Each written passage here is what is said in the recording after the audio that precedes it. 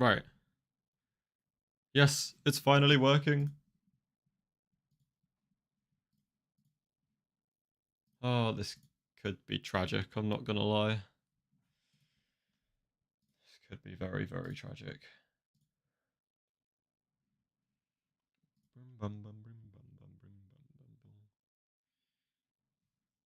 Why is this not showing up for me? That is not ideal.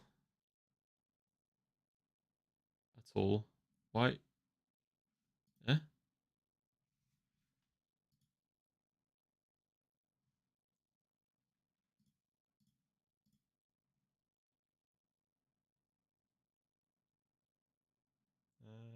Okay. I think that's working. I think. Goodness sake. Oh, okay. There are just people here. Yeah, that works. I guess. Why is my blood?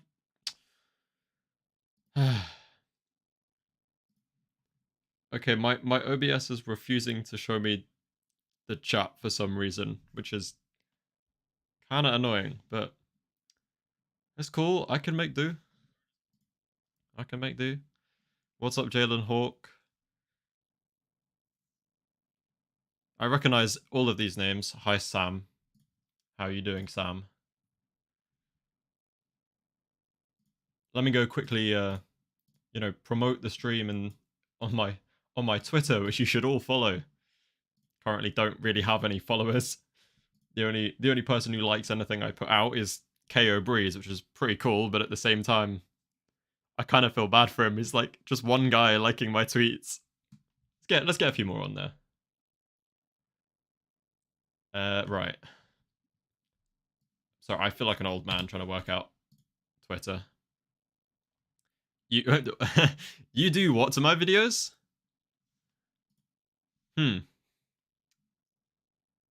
Okay. Okay. Okay, right. Is this is becoming a thing now? Do you know what? I go into everything with a very positive mind. Well, is it Gias? I don't know how to pronounce that name. I'm not gonna lie. I really liked it. Like, I actually really, really liked it. I love Kusakabe, so seeing him cook was it was so refreshing. And then I have faith in Gege, man. I have faith that Gege is going to cook with Miguel. All right, he's done it for a reason.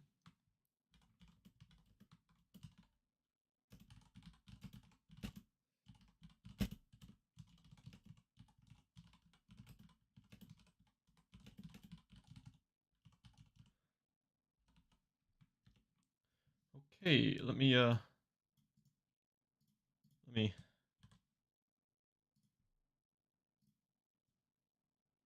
let's see if that works. There we go, Twitter. Enjoy.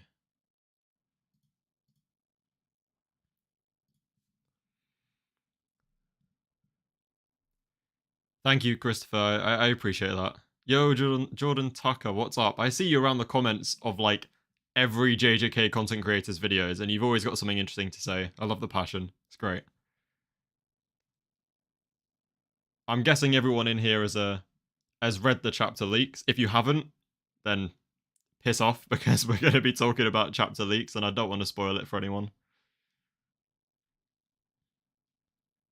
I want to know what everyone thought. I really liked it. I love just seeing Kusakabe cook. I thought that was awesome. Miguel has the granny from his village. Maybe she can bring some people. I mean, maybe we don't know. Like, Miguel is such a mysterious character. Like, we have no idea about their backstory really. I think there's definitely like loads of opportunities for Gege to take hold of there and do something interesting with it. I think it has to do with Yuta personally. Like he did spend a year with Yuta, being Yuta's mentor. Like, surely it's something to do with Yuta. This is how he's gonna get his big awakening, guys. I'm turning this into pure copium. I see Miguel for one panel and Yuta's coming straight back. Seeing Miguel was hilarious? Yeah. Yeah. I wasn't ready for that, I'm not gonna lie. And he full on just like perception blitzed Sukuna as well. Like, Wee Wee was right in front of Sukuna, and then he just wasn't. I don't know, man. I reckon Gege's either cooking hard or he's looked back at JJK Zero and gone like, God damn, I messed this up so bad. He was just tanking punches from Gojo. Now I've got to find in a reason to make this work. And he's going to give him like full-on damage nullification or some shit like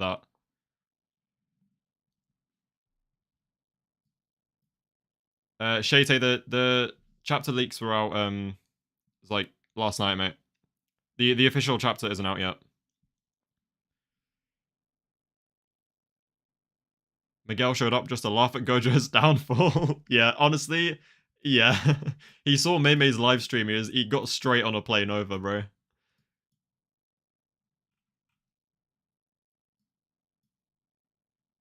Damn, I'm not gonna lie, I think I recognize pretty much every name in here, and I appreciate you guys a lot, because I always see a lot of you around, but I was shit scared to start streaming, bro, because I did not have faith I was gonna have anybody in here, but you gotta start somewhere, you know?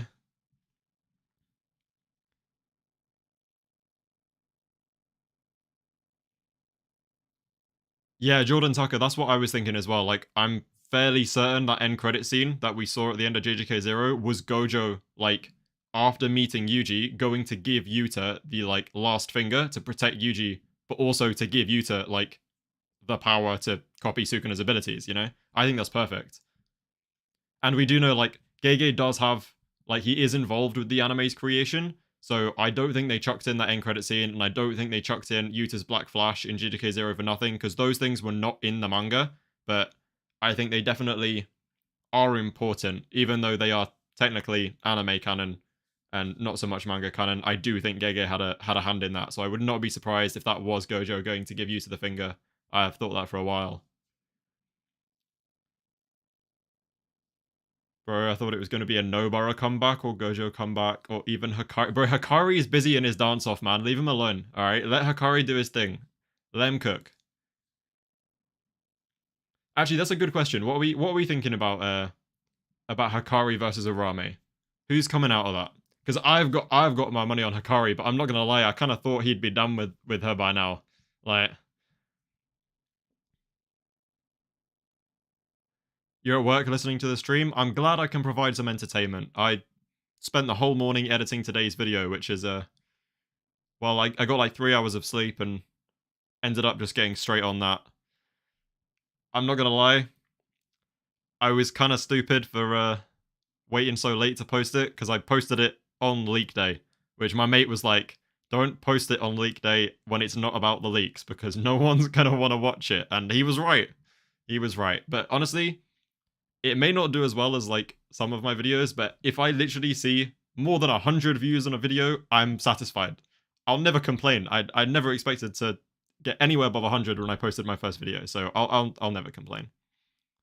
I'm also, you guys know already, I'm a huge waffler. I will go on some crazy tangents.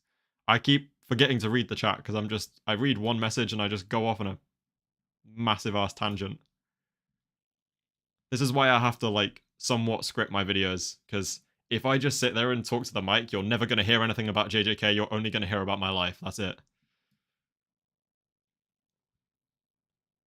Right, let me actually talk to some of you guys.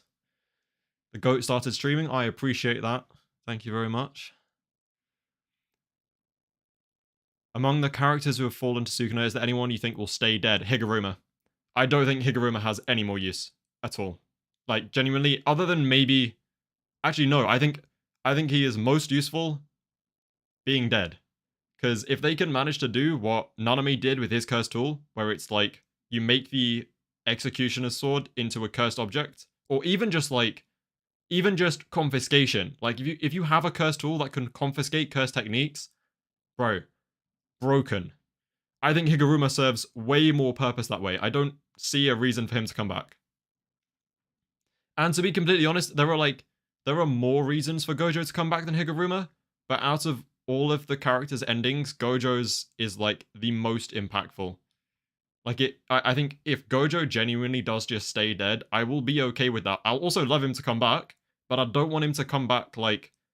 I don't want him to come back nerfed. I want him to come back and everyone is as strong as Gojo. Does that make sense? Like, I don't want the reason to be that he's not alone in his strength anymore because he got weaker. I want it to be because everyone else got stronger. That's like kind of what his whole thing's about.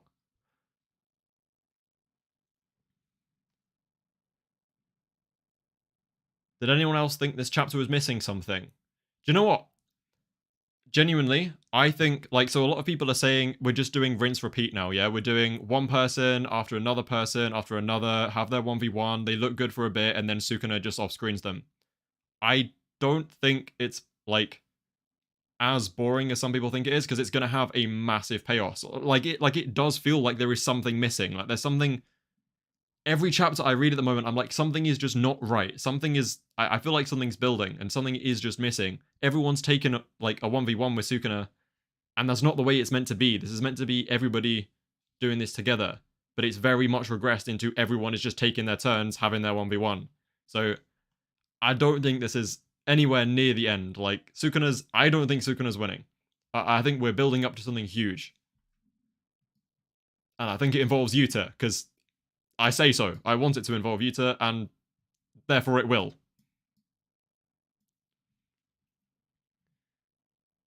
Yuta ate the finger and gained his power. That's how Gojo knew Yuji will gain his technique, and Yuji was different. Gojo was surprised to see him swapping at will, and Yuta didn't. Wait, what?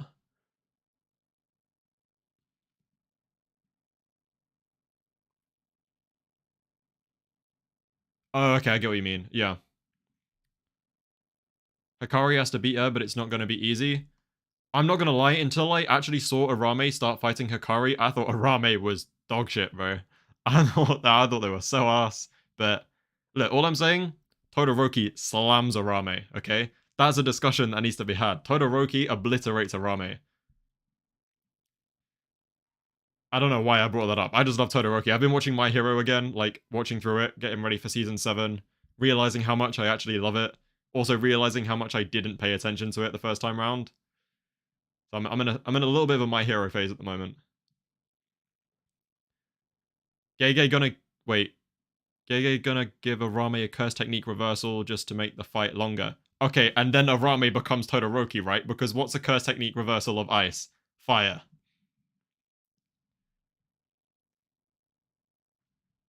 I'll shut up about Todoroki now. Sorry.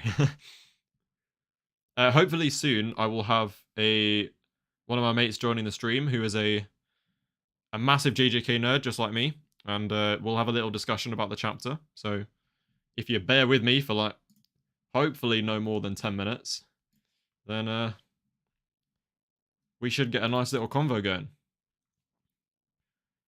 Miguel was training with him so we can kill him. Then wait, so he can kill him with the inverted sphere of heaven that Gojo gave him. Do you know what? I think if Miguel genuinely, if Miguel has like is the person that Gojo entrusted inverted spear of heaven like with, then I would not be surprised at all. Because it's basically just a substitute for his rope, right? Like they couldn't find the rope. Gojo basically like saw the rope and he saw inverted spear of heaven and he was like, nah, bruv, I don't want that in the world. So I honestly I think if he gave it to Miguel, someone who's very experienced with those kind of like cursed objects that nullify cursed techniques, it makes sense. And he also trusted him for some reason as well. Like we never really got to see what happened at the end of their fight that made Gojo trust Miguel. Like it just sort of happened. It's probably a binding vow, to be honest, but is what it is. The entire time Kusakabe was fighting, I just kept thinking of Doctor Who. He is the Doctor, bro. He is. Like, no curse technique. It's not just the outfit. It's like there's nothing special about him. You know, he's not a special grade. He's got no curse technique, but he's just sick. Like he's just like you don't want to mess with him because he's so smart and he's just the best at everything non-technique related. I feel like it's just such a Doctor Who thing. I can't believe it. Like if Gege's done that genuinely accidentally, which he probably has, like that's crazy because it's the similarities are way too close. It's Miguel's granny. Yuta maximum technique reveal incoming. Yeah, bro. Yuta's gonna do something. I almost want to stop theorizing about Yuta because I'm so confident it's coming now. Like, with none of our other, like, Sukuna victims, have we ever really discussed the possibility of them coming back? Like, Gojo was just alright, he's dead, we're gonna take him to Shoko. Same with Higuruma. But for Yuta, they've actually said, like, if he survives. Like, Maki was like, if he survives. And then he got rushed away so quickly. Everyone else had their moment of, like, you know, they died. But Yuta was just like, nope, cut in half, leave. Gone, instantly, nothing. And for such a big character, like, Yuta was just a bigger character than Higuruma. Maybe not in, like, the last few chapters, but overall in the story of JJK, Yuta has been much more impactful than Higuruma. So, like, the fact that he was just waved off like that, he's fine. He's fine. It's pure copium, but he's fine.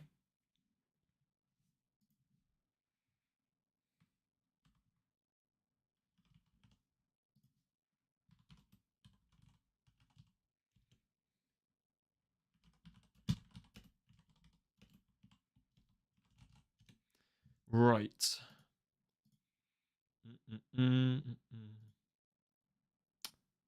Okay. Do you think it's weird we haven't seen more maximum techniques? I find it odd Gege didn't just classify Hollow Purple as a maximum. The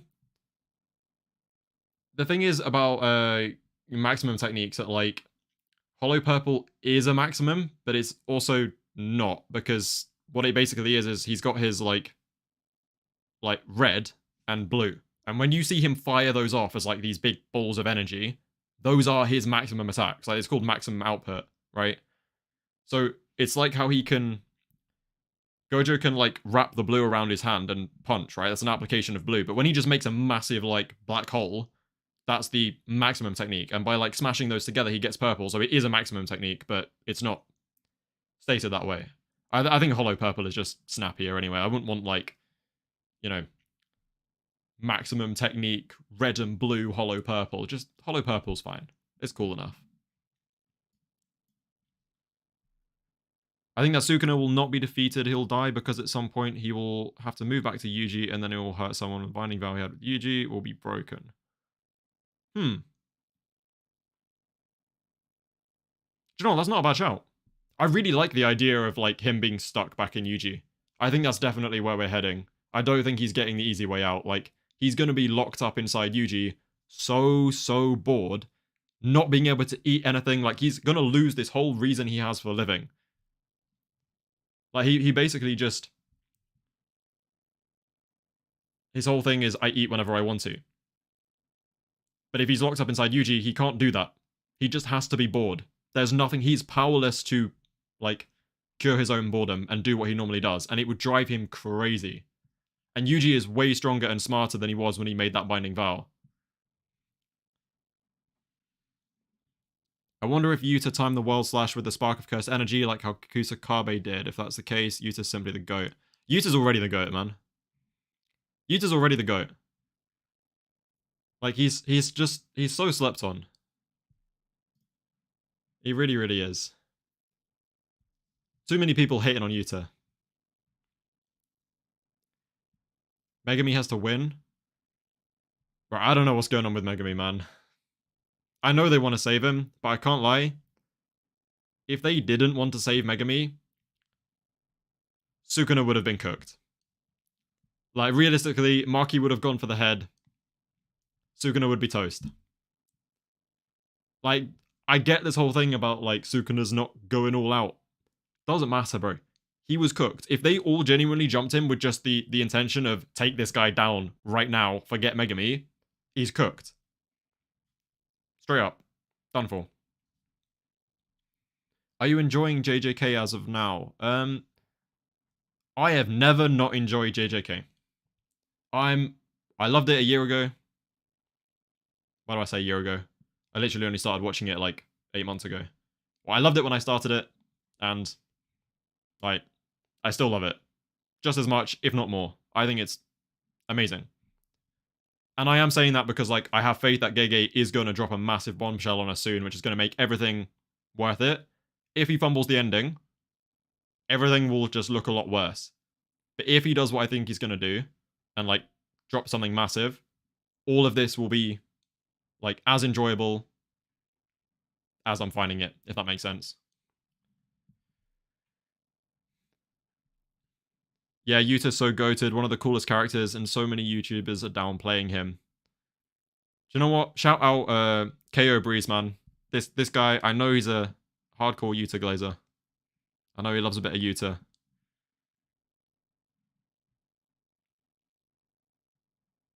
One of the YouTubers I've seen that actually enjoys Yuta.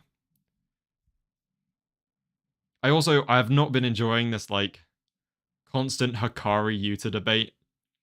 I think it's so like I get it. Everyone should be able to talk about what they want, you know? Like if you have fun talking about, you know, Yuta versus Hakari, then talk about Yuta versus Hakari, but I feel like people get a little bit too heated over it sometimes.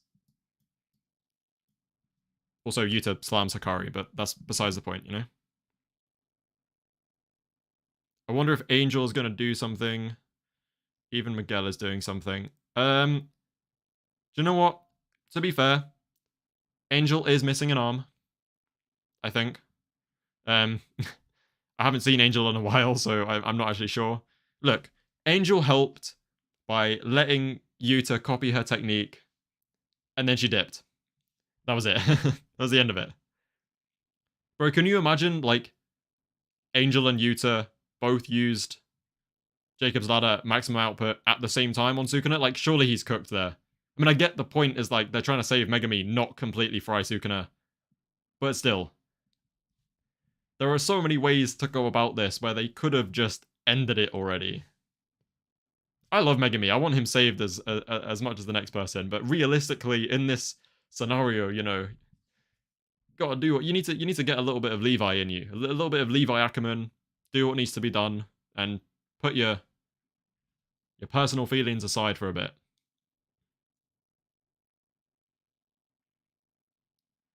What do you think of Hunter x Hunter, Boruto, and MHA?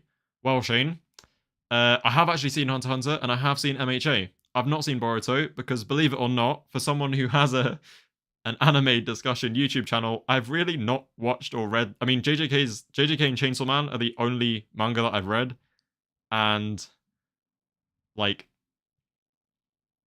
I've watched like 12 anime, and I only started literally like eight 8 months ago, maybe. So Hunter x Hunter I've done. It was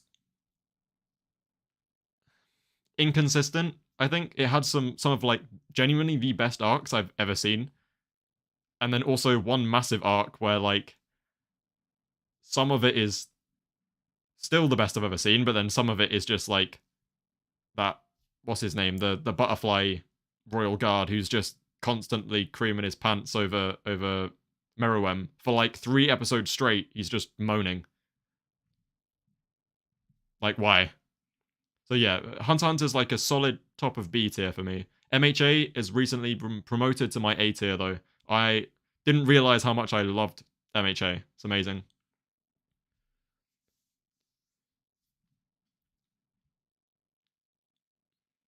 Don't you think it's feeling repetitive at the moment? Yeah, I do think it's feeling repetitive, but I have faith that it's all for a reason. Like I will enjoy it very, very much if there is a good payoff, and I think there will be a good payoff. If there's not, I'll look back on this and go, okay, it's pretty ass. Although, no matter how repetitive it got, Kusakabe and Yuta cooking were like, honestly, 2 of my highlights in JJK.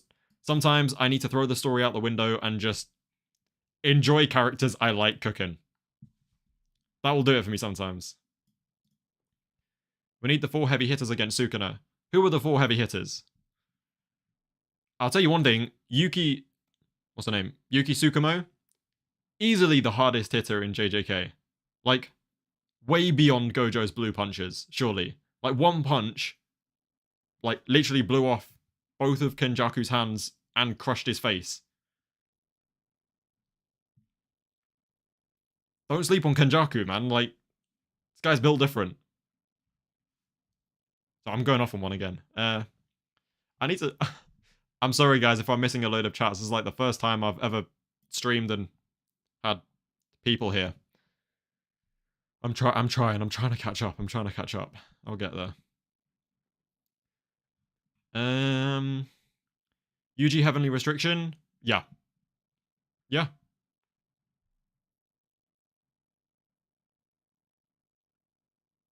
Yeah. No, I agree, Mabucks. Like, I made a video on this. I think Yuji definitely has a heavenly restriction, right?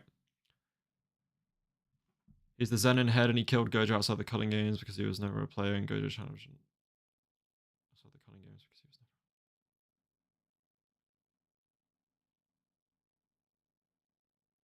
Yeah, maybe. I mean, technically, like, I guess Sukuna just is the Zenin clan head because he is Megumi. Anyway, like, I mean, there is no Zenin clan, so who cares at this point? Like, they just don't exist. It's the big two clans now.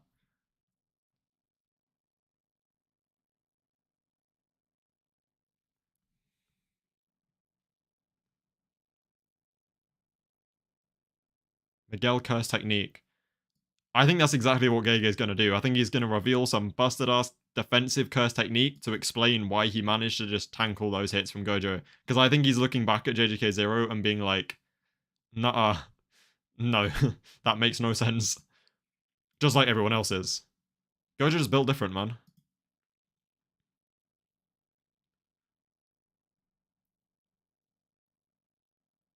What do I think Miguel will do to buy time?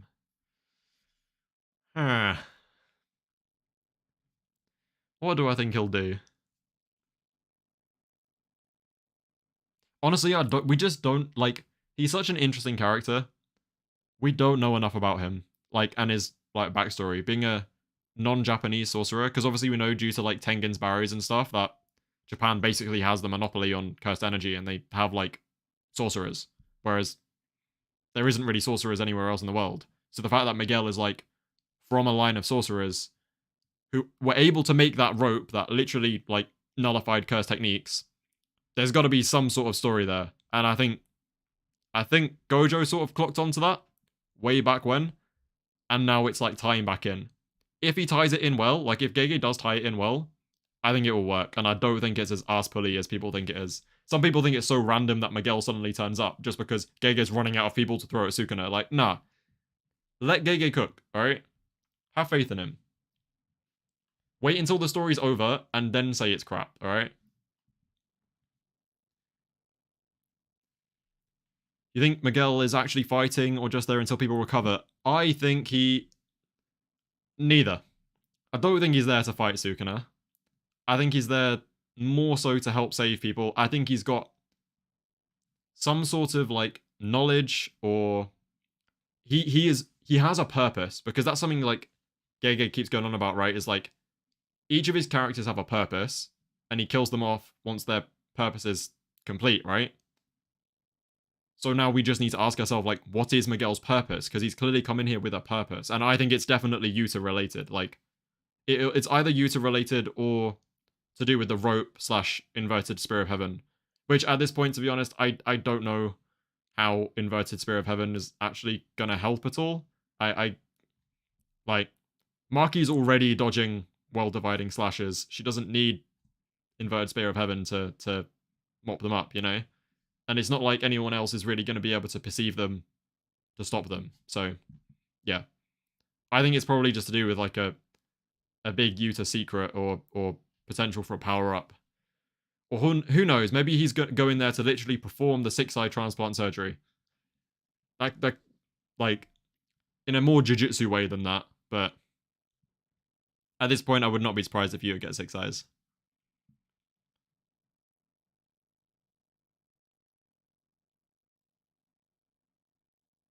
Maybe Sukuna and Yuji are twins, and hence he has a heavenly restriction. Like, how are they twins though? I know, like, this is a very popular theory. I hear this a lot, but how can they be twins? How? I can't figure out a way in which that works. I think it makes perfect sense, other than the fact that they just can't be twins. How old am I? 48, mate. No, I'm well, actually I'm 19, but I'm gonna be 20 in, I can't do maths, 5 days. Oh, 20. Oh, I'm an old man. Sorry to anyone over 20. I didn't mean to insult you. Just like getting old, you know.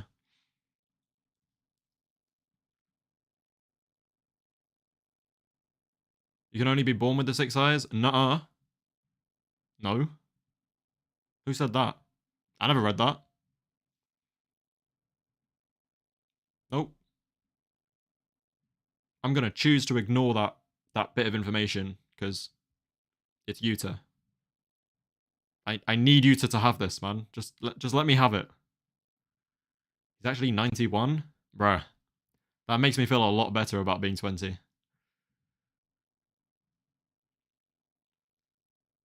Megumi will obtain all of his 10 shadows? Yeah. Oh, yeah.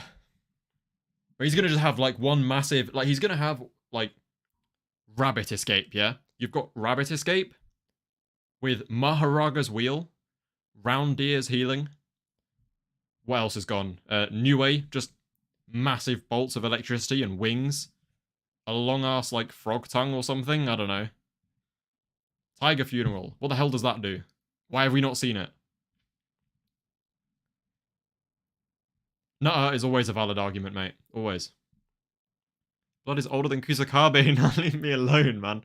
How old is Kusakabe? There's no way Kusakabe's, like, not... Look at what this man dresses like, and he's got to be at least 32, surely.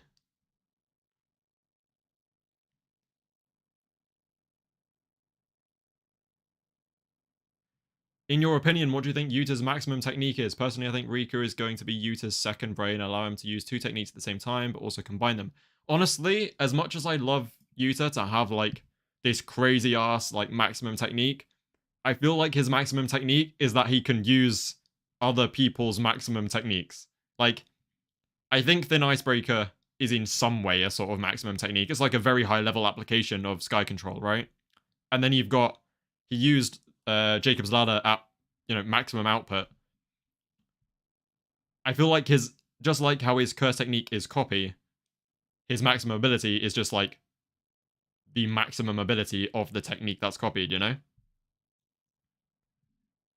Also, he has just got this massive laser cannon as well. He's got a copy technique, which already gives you so much versatility, and then he's just got other stuff. And he's also got, like... So he's got the Queen of Curses, he's got the most cursed energy out of anyone except Sukuna, pretty much infinite cursed energy for the 5 minutes where he's connected to Rika, he can output reverse curse technique, he's got that massive laser, he's got domain expansion, one of the most busted domain expansions. Like, this guy has got so much. How are you saying that he's not top 3? Like, he is number 3. Who beats him? Maybe Kashimo. Maybe. It's like, it's a kind of crappy matchup. Maybe Kashimo. Nah, actually, no. No. Base Kashimo, no way. No chance. No chance at all. Curse technique Kashimo, maybe. But other than that, like, who's stepping to Yuta? What's Hakari gonna do? Punch him? I'm not starting that debate, actually. Ignore I said that.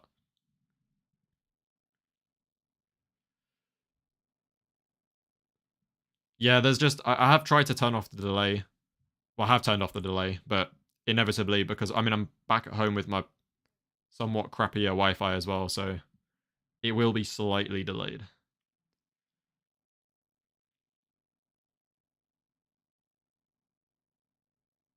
Once Miguel dies, it's going to be the Blood Brothers versus Sukuna. Yes.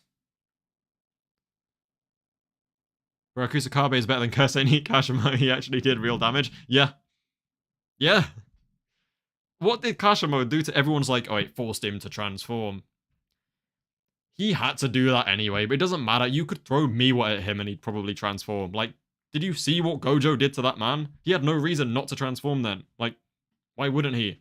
It's not like Kashimo did something ridiculously special that forced him to transform and he wouldn't have had to otherwise. Nah, bro. Like, there are so many characters you could throw at him there, and he would transform for. Curious on your theory about Yuji using Fuga. Why do you think Yuta only got Cleave and not Shrine after eating the finger? And do you think the finger has specific power? I don't think the fingers have specific powers because Yuta used Cleave. Because, like, if Cleave and Dismantle was one of the powers imbued into one of the fingers, like one of the first ones that Sukuna ate, then it wouldn't be the finger that Yuta ate, so Yuta would have a different technique and not cleave. As for the whole shrine thing, that's what makes me think that dismantle and cleave are part of the shrine technique, and that's why Yuta used it. But I think due to the nature of Yuta's copy technique, and the fact that he uses Rika as a vessel already, I just don't think, like, even if he can use the shrine technique, it just doesn't help him in any way. Like, in what application would we ever see him use that, you know? He doesn't need to. He doesn't need the chant and everything. He can just do it. So why would he do that, you know? I don't think Yuta ate a finger. He could have been lying. He could have been fully just bluffing. Like, it's true. He could have. I don't think it's likely. I think he did eat the finger, but he definitely could have just lied. Kusakabe got the Xbox logo treatment? What the hell, man? That's not alright. Oh, poor Kusakabe, bro. He tried so hard. Sorry, we need to appreciate for a second. I don't understand how people are not enjoying this chapter. We watched Kusakabe, yeah? Kusakabe. When his sword shattered, he kicked this man halfway across town and then emoted on his ass. He pulled a I am the honored one right before, like, kicking him in the face. I don't care that he got sliced up. That's one of the best things we've ever seen anyone do against Sukuna. How does Yuta copy curse techniques? I forgot. We still don't know. It's very, very likely eating part of the original sorcerer's body. Very likely, but not confirmed. Maybe Fuga is Sukuna's maximum technique and Yuta needs the maximum technique like you said. Yeah, that's very possible. Any thoughts on Yuji Domain? I think he'll show up the true power of blood manipulation. I think, honestly, if I'm gonna see, like, the true power of blood manipulation and stuff, I think Chozo is a better choice to do that. I think Yuji should be using blood manipulation, but I don't think that's what his domain should be. I think that should be a Chozo domain.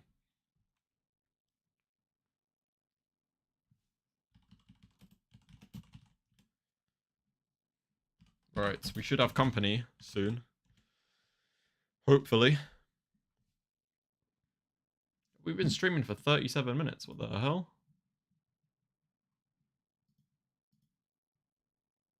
Okay. I'm not gonna lie, the fact that there are 30 people here is crazy. It's actually crazy. I was not expecting that at all. I'm definitely gonna have to do this more often, I'm not gonna lie.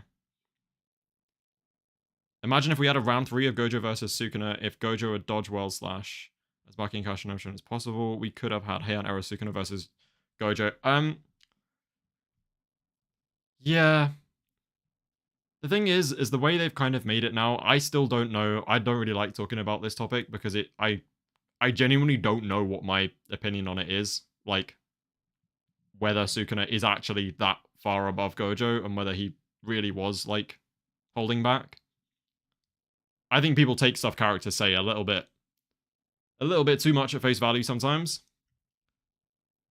But overall, I think I much prefer the Meguna versus Gojo fight because it is in Megumi's body. Although I don't like the fact that it suggested they had a massive, like, massive skill difference. Like, I still think Sukuna should have won. I think everything should have been exactly the same, except from the fact that there shouldn't have been this implication of, like, Sukuna is so much stronger than Gojo and was massively holding back and, like, he had no chance anyway. Do you know what? I even feel like that wasn't implied. I feel like a lot of people who read it just decided that's how it was.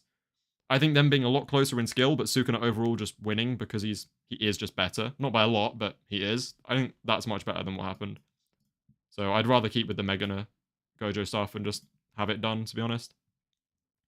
I don't want Gojo to come back and fight Sukuna. I want him to come back and fight the Merger Beast, because Tengen's his problem. Like, the Six Eyes is so strongly tied to Tengen. The Hidden Inventory arc is, like, literally Gojo's mess of losing to Toji, and the merger got prevented, and Tengen kind of lost it. Like, the only, like, loose thread in Gojo's story that makes me think he'll come back is to deal with the Tengen merger. That's it. That's the only reason he can come back, and it actually makes sense. Personally, Sukuna holding back against Gojo is different than Sukuna holding back versus students. Against Gojo, it meant that he didn't use everything in his arsenal, even though he was at 100%. Yeah, I mean, I think right, we've got to think of it right as Gojo was doing this same kind of thing as like wanting Sukuna to have to go all out and like understand the isolation of like being the strongest. If Sukuna cannot use everything in his arsenal, if he cannot physically go all out because of infinity, like let's say, like I don't know, 80% of Sukuna's arsenal is hella strong, but just useless because of infinity, then Gojo would say that. That could be what Gojo means, is like, he couldn't go all out because of the nature of my own technique. Like, because of who I am, he just couldn't. It's not that he was holding back, it's just that he was genuinely limited in what he can use against an opponent like Gojo. You know? Oh, hey, Jeff. Wait, let me.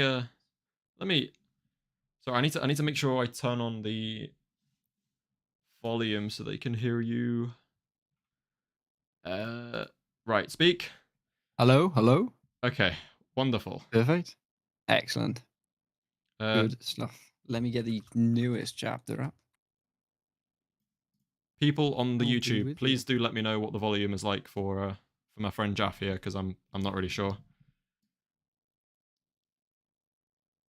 Mm-mm-mm. Okay. No, excuse me. I will be coughing occasionally. That's so good. Right. How far through did you get? We've just I can't lie, we've just sort of been chatting.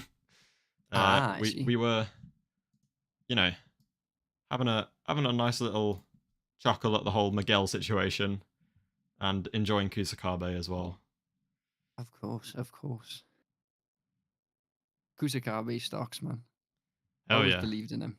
Always believed in him. I had so much faith. Threw hands a little bit. He did. God, that No. was so cool. That was just so cool. I loved every minute. I just think it's some of the best artwork we've seen for a little while as well. Very much so. Really, really, really like it. I like those heavy line drawings too. Oh, we have got more people. More people indeed. Right. The Jaff debut. Mm-mm-mm.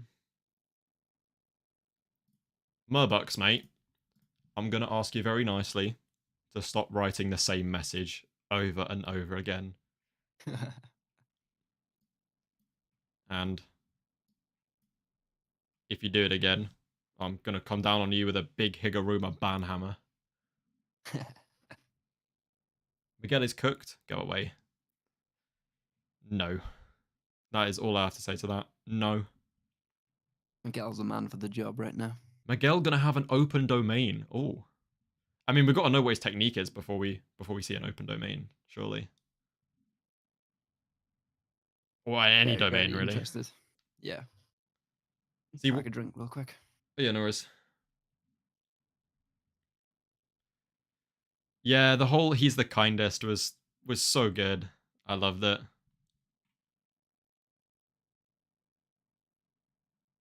Right then. Let me pull up your stream as well so I can see chat.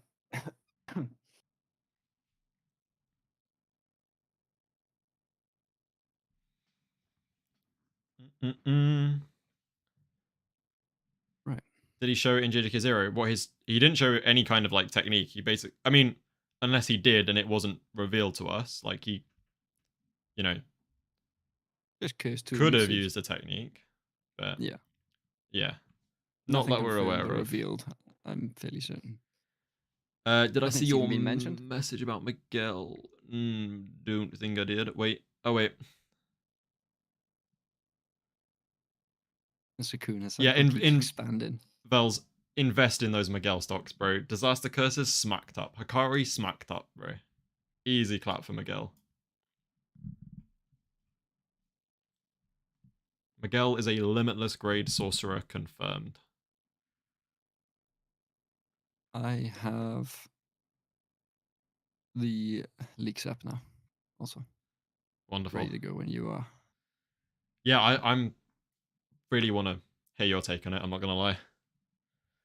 Like I think coming off the back of the previous couple of chapters, it was never going to reach sort of hype levels. I think it was a good chapter. Kusakabe sort of done exactly what I thought he'd do, sort of buy 5 minutes of time, and then inevitably get cut down. But I feel like he threw hands for a lot longer than I was probably expecting. Yeah. A lot more panels than I thought he'd have Yep. in a one-on-one. New technique, well, I thought it was pretty interesting. I just like I I like cannot the get character. over the fact that he kicked like he was throwing hands with Heion, the four-armed Heion era Sukuna, kicked him across the town and emoted on his ass. That shit is crazy. Yeah. I feel like I'm always going to have a bias for him as well, because one of my favorite characters. So, you know, there is something actually very interesting I find about this chapter. And it's not Miguel, believe it or not, guys. I think it's the fact that Sukuna finally displayed interest in Wee is like potentially a very big thing. Because it does kind of suggest that, like, so before, Sukuna knew full well that Wee was coming and taking these corpses. He did not care, right? But then he came and got Yuta's corpse. And now he's come for Kusakabe. It kind of seems like there is a little bit of doubt kind of growing in Sukuna's mind about whether he actually finished those guys off. He did kind of go, you know, he almost convinced himself in that when he spaced out that, like, Shoko can't heal them. No chance, right? Yeah. But then, again, he was looking at Shoko in complete isolation with her own abilities, not considering, you know, Utahime and Gakuganji and even just the, I forget their name, I think it's Arata, the assistant manager, who can, like, effectively put you in stasis and prevent injuries getting worse. Like, I feel like the fact that he's actually now acknowledged Wee as starting to become annoying is planting a seed for someone has survived. Also, another point on the back of that, I feel like maybe at the start, obviously he was aware of sort of getting people out, but I feel like he's now hit that sort of short fuse moment where this is the turning point where now it's going to be a problem, and maybe that's going to be the next target. You know, maybe if Miguel doesn't do as well, the next time the support comes in, this will be the time the Sukuna to sort of aim for him, you know? Yeah, for sure. I feel like that one panel of the stay down sort of confirmed that. And I sort of worry now. Sort of worry for his safety. Yeah. I mean, I think it's a very small thing to notice. Just like Sukuna changing his stance on like how he was, because he was just ignoring Wee before. And now he's, you know, stressing about it a bit. Miguel then comes in and literally just, like, at least it looks like he just perception blitzed Wee straight out of there. Like, Sukuna Also to was just note, had no clue. yeah, also to note the huge distance that Miguel covered in that split second. Yeah. He went from the floor to the top of essentially the first part of a skyscraper, which looks 10 plus stories high right now from where I'm looking. That's an impressive feat in itself. Yeah. And I feel that sort of panel and then switch to Miguel is the attention switch from Sukuna sort of reigning true. Yeah. And maybe instead of getting slowed down by all of these brawlers, maybe he's going to start cutting support lines to isolate the problem and, you know, go about it that way. Sort of use some of the battle IQ that we know the character has. Yeah. I So mean, I feel like he knows he's wasting his time now. Sukuna was looking at Wee because he took Yuta his favorite dish. Yeah. Yeah, true. I mean, but that's what I'm saying though. Like, is Yuta's the favorite dish, not Wee. He's not looking at Wee going, "Hey, you know, Guys, look, it's confirmed. Wee Wee, the strongest sorcerer available. It's Kusakabe is done. He turns to Wee Wee. Realistically, that's not what happened. He's never going to challenge Wee Wee. Wee Wee is nothing to him. He's just annoying.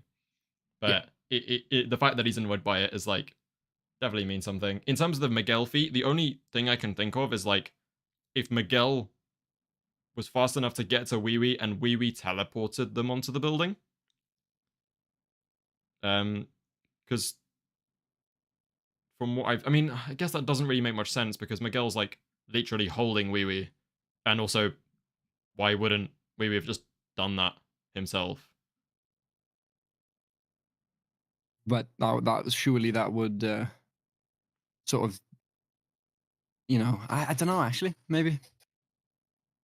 Yeah, I can't really word what I'm trying to think, but I feel like there's an argument there. there are too many possibilities. I think in this Yeah. one, it's like Miguel's just a massive question mark, and so is Wee Wee. To be fair, always has been, like, huge question mark. I did have a really, really strange theory earlier of just like, so I know a lot of people have been saying that like Mei Mei and Wee Wee are Gojos, and that like this Asami person is Asami Gojo, and Mei Mei is just like a pen name or something. I kind of get where they're coming from. Or I got where they're coming from in terms of like obviously the appearance is like very Gojo-like, right?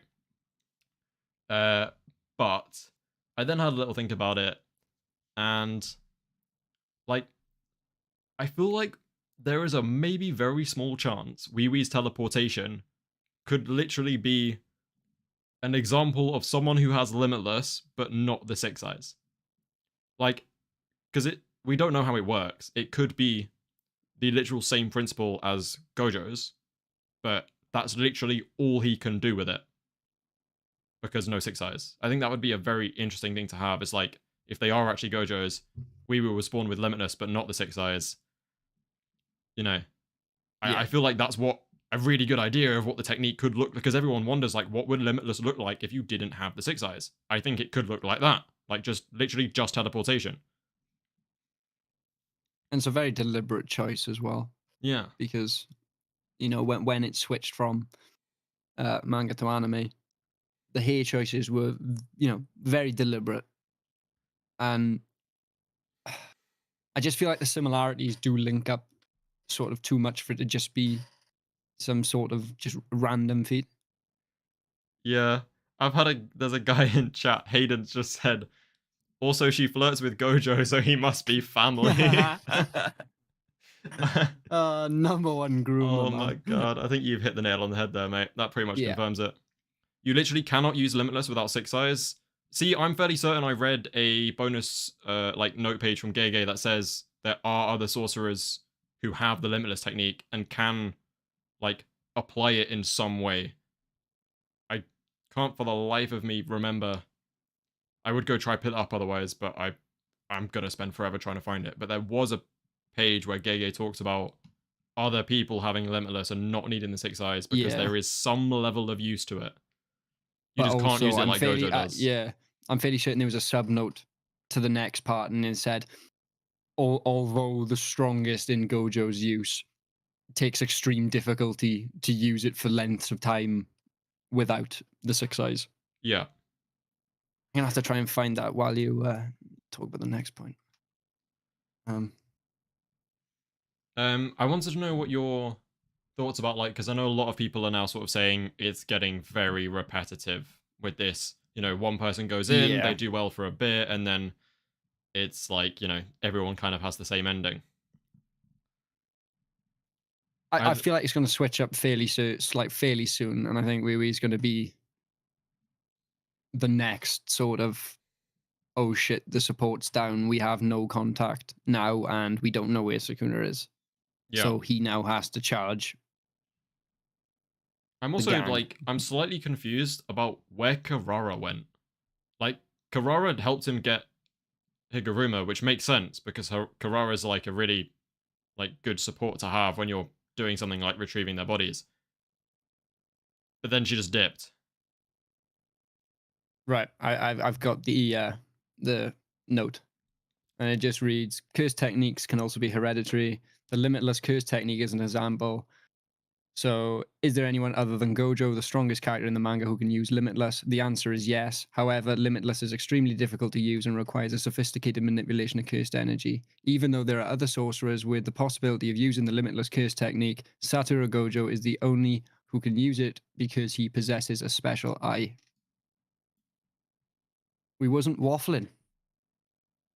Wait, does that? What page? What page is that? I'm finding it because that I heard two things. That I heard you can and you can't. I can link it for you. Yeah, go for it, mate.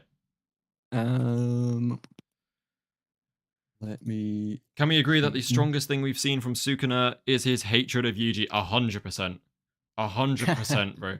The way Sukuna spaced out in, what was it, like chapter 248? I was not ready for that. This guy cares so much. Right, let me have a look at this. I'm telling you, man. I knew he wasn't waffling.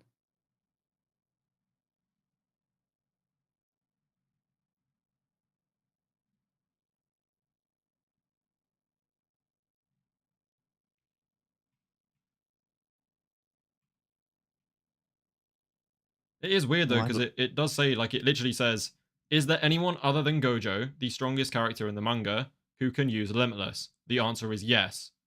However, only Gojo can use it. What? Yeah, no, I was reading it as only Gojo can use it to his to his extent. Yeah, that would. And there may not be any sorcerers alive currently. That's the way I read it. Yeah. Yeah, because it does just say, like, well, in a very short sentence, the answer is yes. Yeah, you may just want to bring that up on stream so people can see, or maybe link it in chat. How am I getting this? Yeah. Here we go, the test of the OBS. Oh god, don't even get me Here started. we go. Bro. I'm so crap at this, man. Chat, get ready. No, wait. Let me cook, bro. Let me cook. So lost. Miguel has the same curse technique. Ooh, that's a nice one. Miguel has the same curse technique as the rope. An interesting point, but it would sort of kind of defeats the point of the rope. Yeah, defeats the point of the rope and the whole and why they went looking for the rope. Yeah, the whole quest. Because surely they would just try and. And then surely when they get the back of Prison Realm, Yuta just phones up Miguel like, "Hey yo, come open this for me, bro." Yeah. The answer is yes, but no. I feel like that's the answer to quite a lot of questions. Yeah. Okay, right. I'm still cooking, guys. One second. Still cooking. Oh, someone asked me how old I was earlier. Like, I don't know how to feel about that. I was like, do I seem old? I know when I like did those crappy reaction videos, people were like, "What the hell? You're like 4 years old, bro. Why do you sound like that?" I was like, okay, cool. Yeah, I was about to say you got a baby face. Right, I've like the rope comes from his hair. He goes a real short ponytail. No, not right now. I don't think.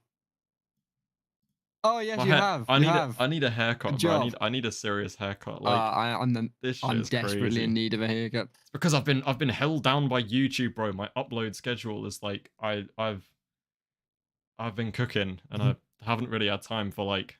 Well, I was at uni and I was coming home soon anyway, so I was like, I might as well get one where I normally do at home. Yeah. Open a Discord server, man. Hey, it's a work in progress. Wow. It's coming. It is coming. Okay, I'm already working on it.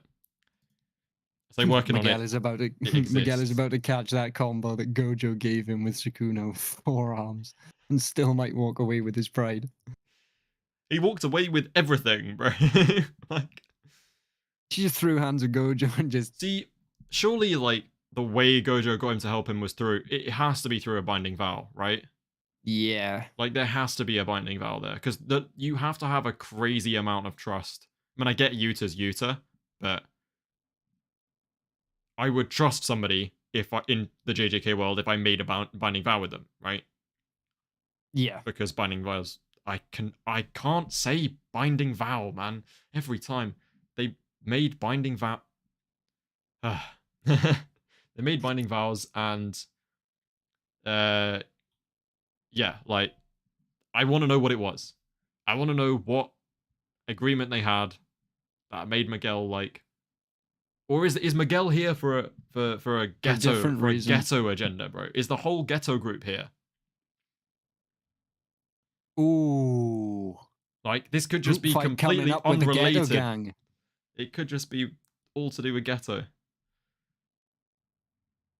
And maybe trying to kill Sukuna and then take the power vacuum while our guys are all bloodied and injured.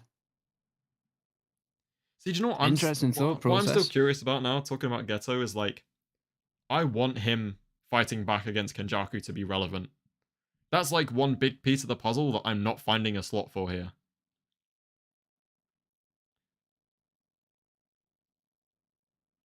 Like Maybe then when Yuji will use cleave. I saw a theory. I can't remember. Was it? I think it was Weeb Commander. I saw a theory. I don't think I watched the whole thing, but it was like basically just talking about like, has this whole time has Ghetto been like patiently tweaking Kenjaku's goals and like his mindset? Because we've had like loads of times where Kenjaku's, obviously there's the time where Ghetto literally strangled him with his own hand, and then Kenjaku's had moments of like, oh, I've started to sound like him. Yeah. Because obviously there is this whole thing of like, you know, what is the best way to kill the non-sorcerers? It's through this Tengen merger. Like, this plan works very well for Ghetto. Very, very well. Because sorcerers are not affected by the merger, but non-sorcerers are. I'm fairly certain. It's an interesting idea, but Kenjaku is not looking too good at the moment. Kenjaku isn't dead. The Kenjaku we saw, I think, is dead. Whether he's got some, like... He could have any number of backups, realistically. He could have his own, you know... Laboratory full of clones. fingers, or, like, just a massive, you know, lab of brains or something. He could. He's been around for thousands of years, so... Yeah. You know. He also... He's had a lot of prep time. Is the one who taught Sukuna how to split his soul into, like, pieces. This guy's got the IQ, and he's certainly got the experience. So I feel like something like that isn't out of the question. My Sukuna theory is that... Oh, my theory is that Sukuna will be defeated by Yuji and Megumi. Yuji will awaken Sukuna's ability. Maki will come back, and Yuta too. All I saw was the Yuta's coming back bit. That's all that really matters, to be honest. Is just Yuta's going to come back and slam everybody. Like, it's just how it works. It's only fair. The real main character. I can't wait for Yuji to cook, though. Yeah. Like, it's literally, he's been gone for 2 chapters and I miss him already. Like, I can't wait for him to cook. Yuji origin flashback or Heian flashback? Ooh, that's a good question. Why are people fighting over who's the oldest in chat, bro? You look like a 15-year-old. Oh, shut up, mate. Yeah, Kenjaku's story seems... I'll take that as a compliment. I'll take that as a compliment. Yeah, man. Hold on to your youthful exuberance.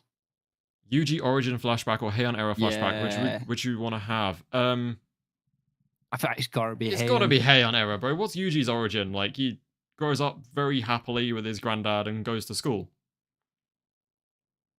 That's about it, really. Yeah, I don't need to see any of the races or slice of life. A Kenjaku, like, through the ages flashback. Yeah. I would say is, like, in contention with how much I would want a Heian era flashback. But honestly, it's so frustrating because there are genuinely so many different stories you can actually tell with JJK. Like, so many things that can be done, and I don't feel like Gege is going to do it. At least not to the extent that it can be done. No. Like, you could literally make a spin-off of the Yuta journey through Africa. You could do essentially anything. Go back in time. It's just it's a rich universe, and realistically, it hasn't been tapped at all. Just like Heian era, like you can do the origins of like Star Plasma Group, or Star Religious Group. Sorry, You can do like, you know, the whole. Origins of JJ High We can could literally see be anything. Sukuna's domination, and him like challenge all of the strongest. We can see, sorcerers like Yorozu and what they did to become one of the strongest, because Yorozu was definitely one of the strongest. A lot more about people like Arame, who could just be really interesting characters, and then also how Sukuna would meet Kenjaku, and how Kenjaku like makes these binding vows, and how he like goes on a journey to find these really strong sorcerers. So much potential for some incredible stories. And obviously there is this idea that what's happening now happened years ago, right? Back in the Heian era, where he just got jumped. So like, why can't we see that? I mean, he might, but I think it's a very small chance we get to see it. I feel like if we do get a Heian era flashback before an arc, the potential of an arc, Hello, boys. I think what'll happen will be what's happening, man? It should. I think it'll sort of go the way of, if there's a final group fight, I feel there may be flashbacks which just sort of snap back and forth from the Heian era, with maybe the characters fighting in the same positions as the people from however many 100 years ago. I feel like that could be a cool way that they do it, and could also leave a couple of questions for people like, who are these sorcerers from the Heian era? What are their powers? And it also gives everyone a little bit more speculation to go, and potential spin-off material. I feel like that could be a really interesting way they go about it. For sure. Jid, you are on stream, mate, by the way. Yeah, I just saw the message. How to jump in. So no dropping your usual crap ass JJK opinions then, Jid. None of that here, please. This man. Pull up the chat as well. I got your little face on. Hello. Oh, wonderful. But do you think Yuji is secretly the strongest sorcerer besides Gojo among the protagonists right now? And that maybe they're hiding that fact from Sukuna? Nah. I feel like he's got probably some of the most potential. Yeah. But not right now. I wouldn't see the value in hiding it from Sukuna, right? Like, Sukuna's too strong of an opponent for you to hold your cards close to your chest. Like, go on. Just because of like, so they're not gonna. None of them are like, God, I don't want to say none of them are going all out, because people are gonna jump on me for that. But realistically, they're not trying to kill Sukuna right now. They're trying to save Megumi, right? Yeah. If it I feel like you don't want to reveal your hand against Sukuna until you save Megumi, and Sukuna does have like, they can't just plan for, we get Megumi out and then Sukuna just like evaporates into thin air. Like, he obviously now they all know that he ate the Tengen curse, or the Tengen, whatever it was, thing.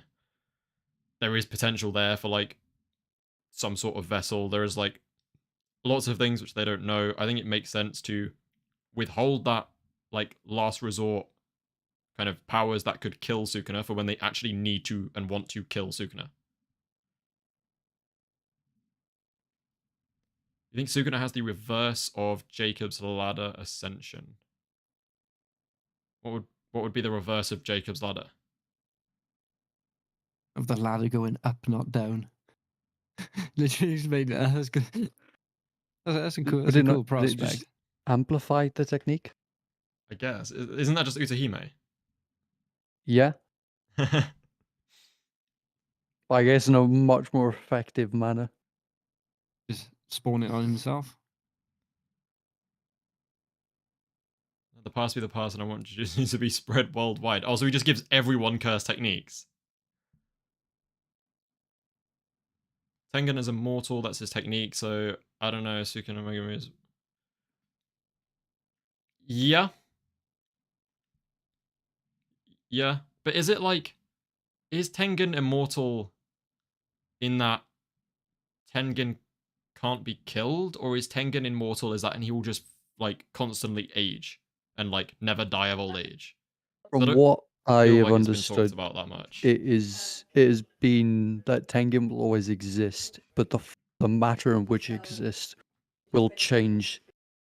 Doesn't he constantly evolve? Yes. Isn't that it? So he was started as a human, and because he's been alive for so long, he's evolved into like the prime being. Yeah. So like Yeah. she could become like a fucking Horcrux. Yeah, it could literally become anything.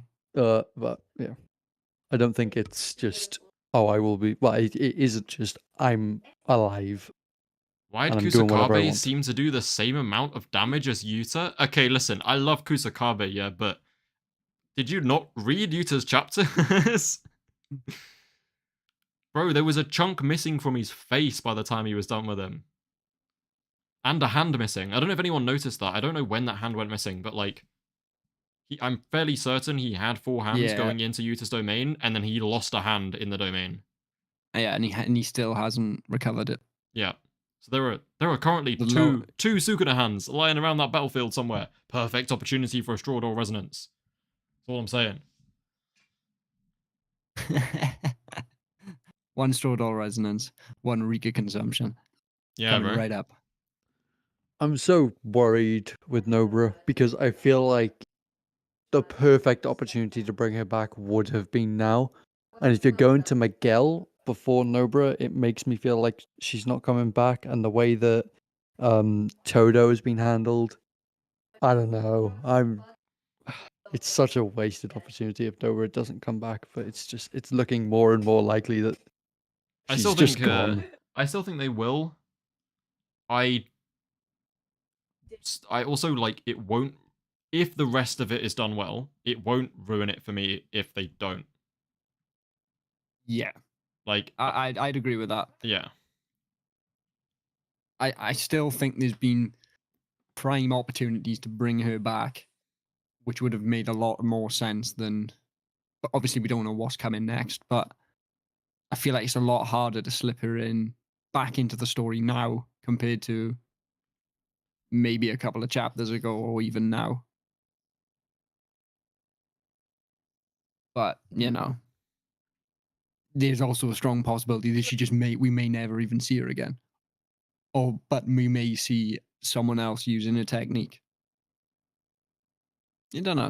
I feel like it's such an open question. And she's been gone for that long that Yeah. literally anything could happen. And it's more of a 50-50 now. Yeah. She's still coming back, coping. Yeah, I feel like everyone is right now. Whereas it's like, honestly, this channel was created because of my own like need to just cope. That's it. That's all. I needed to just have an outlet Vent. for. I think Yeah. Yuta is the most powerful character ever created in anime, and Levi Ackerman is the best written character, and that's all I ever want to talk about. That's it. That's literally why I made this channel. It's just because I just want to like put my dogshit opinions out onto the internet for people to like just know that I have them. They don't have to agree. Mm. I just want to tell people. I don't know why. I just do. I saw someone to say they expected Yuta to do more. Yeah. I don't know what more Yuta could have done without just killing Sukuna. Yeah. Like, Gravely injured, forced, like, I mean, focus on his heart. the plan was done. Like, Megumi just didn't come out. Like, Yeah. Yuta did what he needed to do, and then was told, by the way, you need to do more, and he just couldn't. But like, he got his job done. Yuta quite literally, like, checked every single box that he went into that fight intending to check. Like, he got Sukuna into the domain, damaged Sukuna enough, and gave Yuji the opportunity to pull Megumi out. Megumi didn't come, which has got nothing to do with Yuta. And then Yuta, like, they still, like, planned for this, right? Yuta then just tanked that slash and broke his own domain barrier as the signal to Maki to come in, right? Like, and also, guys, Yuta's not done. He's not. So, I think he's done, like, everything that he was sent there to do. Miguel's here now, and Miguel does have, like, we don't know whether he's here for this reason, but Miguel does have something to do with Yuta. Like, they are just two. Yuta is currently the genuinely, like, the only connection to Miguel right now, because Gojo's, like, probably a lot more dead than Yuta is. But those two are the only two, and they're both supposedly dead with connections to Miguel, so why else would he be here? I want to raise a good point about Yuta if Yuta is confirmed dead, just imagine how much Megumi hate will explode. But just shifting that a little bit, if Yuta is dead, do like our good guys just sack off the plan to save Megumi, and it's just like Sukuna now we're fucked. We just need to get him gone. Like if Megumi goes, that's fine. I'm not sure that I don't know, because That's a tricky one. I feel like the leadership is in question now as to who's directing everyone, and I think the next sort of steps heavily base on who's leading the charge and who's calling the shots. Because if Yuji's calling the shots, there's no way in hell they're gonna give up. But if someone else is, or if the higher ups are, I feel like there's not going to be a compassionate ending. Yeah, I get you. But you know, it could. That's another massive question mark. Now with everyone being sort of on death's door, you know, we don't really know what the leadership is looking like and who's really involved. Yeah. This is where I think Gege's. I spoke to you about this before with Gege's order of sending in Higuruma. I think Higuruma should have been the last chance, and it should have been we can't get Megumi out. We're just gonna have to kill Sukuna. We send Higuruma in, get the trial, get the executioner's sword, and just put that through his chest. See, the thing is though, is like maybe not so much against the likes of Yuta, like people as say people, it's literally just Yuta and Hakari are just the two probably only sorcerers I think who could tank this. Is like Kamatoke was a problem. Like that cursed tool was a problem. I think it is actually very impactful that Higuruma got rid of it. Is it worth Higuruma's life and like the complete loss of like the executioner's sword and confiscation? Maybe not, but I don't think it was like, you know, that much of a fumble. Like I think the plan was solid. It was just like they couldn't account for the fact. I mean, they could have, but like, why would they have thought that it would confiscate the curse tool, not the curse technique? They had no reason to think that. I think you just gotta save Higuruma's life. Like he is your ultimate trump card. Like once he takes Kamatoke, I think you wee him out. Yeah. And then he comes back if shit gets dire. But maybe that was the plan. If like when Yuta comes, Higuruma goes, and Yuta just didn't get there in time, so Higuruma gave his life. We have no idea. But yeah, I feel like Higuruma was too big of a player to lose as early as he was. Yeah, for sure. Same with Takaba. Like Takaba being a distraction. Could you have done it another way? I don't know. But I feel like Takaba against Sukuna could have gone incredibly well.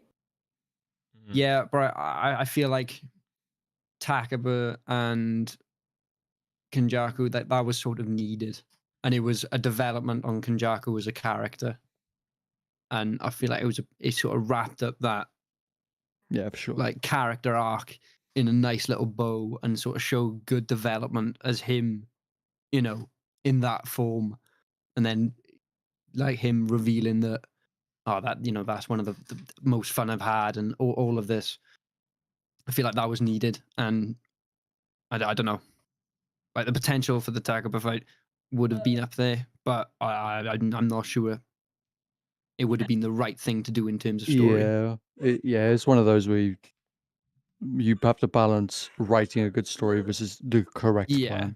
Yeah, Right. you know, the story's not all about the good guys winning. It's about telling the story, you know, in an enjoyable format. So I feel like that was needed.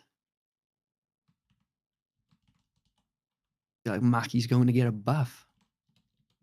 Like she one. needs a buff, bro. She's had like 3 already. Like what? Gonna be like Tusk Act 4 at this point, man. Jeez. I think Maki's buff is what Yuji will be. I feel like Yuji will discover that he has a heavenly restriction and he has cursed energy. If that makes sense. Or like he got cursed energy from Sukuna, but originally he had a have any restriction, but it just wasn't awakened. And we'll see what could have been. Yeah, being able to have two sides of the coin. I certainly think that Yuji's ability is soul related, and I feel like that theory is just ringing true constantly, I think the especially with we the focus. cheated. It can that to me sells it that Yuji's ability is swap, learn what's in the brain, and take it back. That could be an interesting prospect. Or it I could be sort of like an Ichigo in Bleach situation to activate his Bankai instead I of, have you know, not watched it. essentially to activate a Bankai it takes like 10 years. Okay, And I guys. know he's quick. You team in your sword essentially in the soul of the sword. I'm But testing my. I'm gonna test my there's a way- audience here real quick. By yeah. just doing a little, just a little poll. Yeah. And this will determine whether I consider you real supporters of the channel or not. So make sure you don't fuck this up. But I can't lie, I was just like fiddling around with the poll function and I found it exciting. Sorry, you guys continue with the conversation. I just wanted to announce that I was gonna release a poll. Yeah, but there was essentially a shortcut for the main character to get his Bankai in a 3-day period to meet a specific deadline for the storyline. So maybe we'll see some sort of this innate technique would have taken you 5 years to activate, but here's a Tengen ass pull to sort of give you it essentially for free. And that would be the we cheated. Yeah. Because I feel like that statement alone is like, it has heavy weight. Real Yes. heavy weight. Yeah. Bro, the way, what was it? Bloody KO Breeze again on Twitter, man. Like, this guy posted something the other day. It was just like him and his, like, he just fully lied and made up a load of, like, Gege interview question and answers, right? And I felt so stupid by the end of it because I got like 10 questions through. Like, I was on like the second to last or like last question or something. And I started to realize like, okay, I've been trolled. But like the first one was, what did he mean by we cheated? And the answer that he made up, which I was convinced at the time was real, was, I don't know, I just felt like it. I'm figuring this out as I go along. I thought it sounded cool. I was so scared, bro, when I read that shit. I was like, no. Thank God he's just a massive troll and it was a lie, but it had me just thinking, like, please, Gege, beat the allegations and actually be the storyteller I think you are, because you're dropping so many, like, breadcrumbs that I think are going to lead to something huge, and I feel like a lot of people are losing faith in that because of the repetitiveness of the chapters. Wait, sorry, I've just seen Megumi was destroyed by Kashimo's technique. No. I think I missed that chapter. I'm not sure any of the feats we've seen or the potential we've seen would ever justify that argument. But I suppose a headcanon's a beautiful thing. Well, I actually, I'm maybe kind of planning a Kashimo video very soon. Probably after a chapter review that I do for 254, but I was basically just reading through when he uses curse technique against Sukuna, and like he actually lands a fair few attacks on both, like, well, mainly on Meguna, but also on Heion Sukuna, I'm pretty sure. And actually I might be lying about that, but against Meguna at least, like, he did land attacks.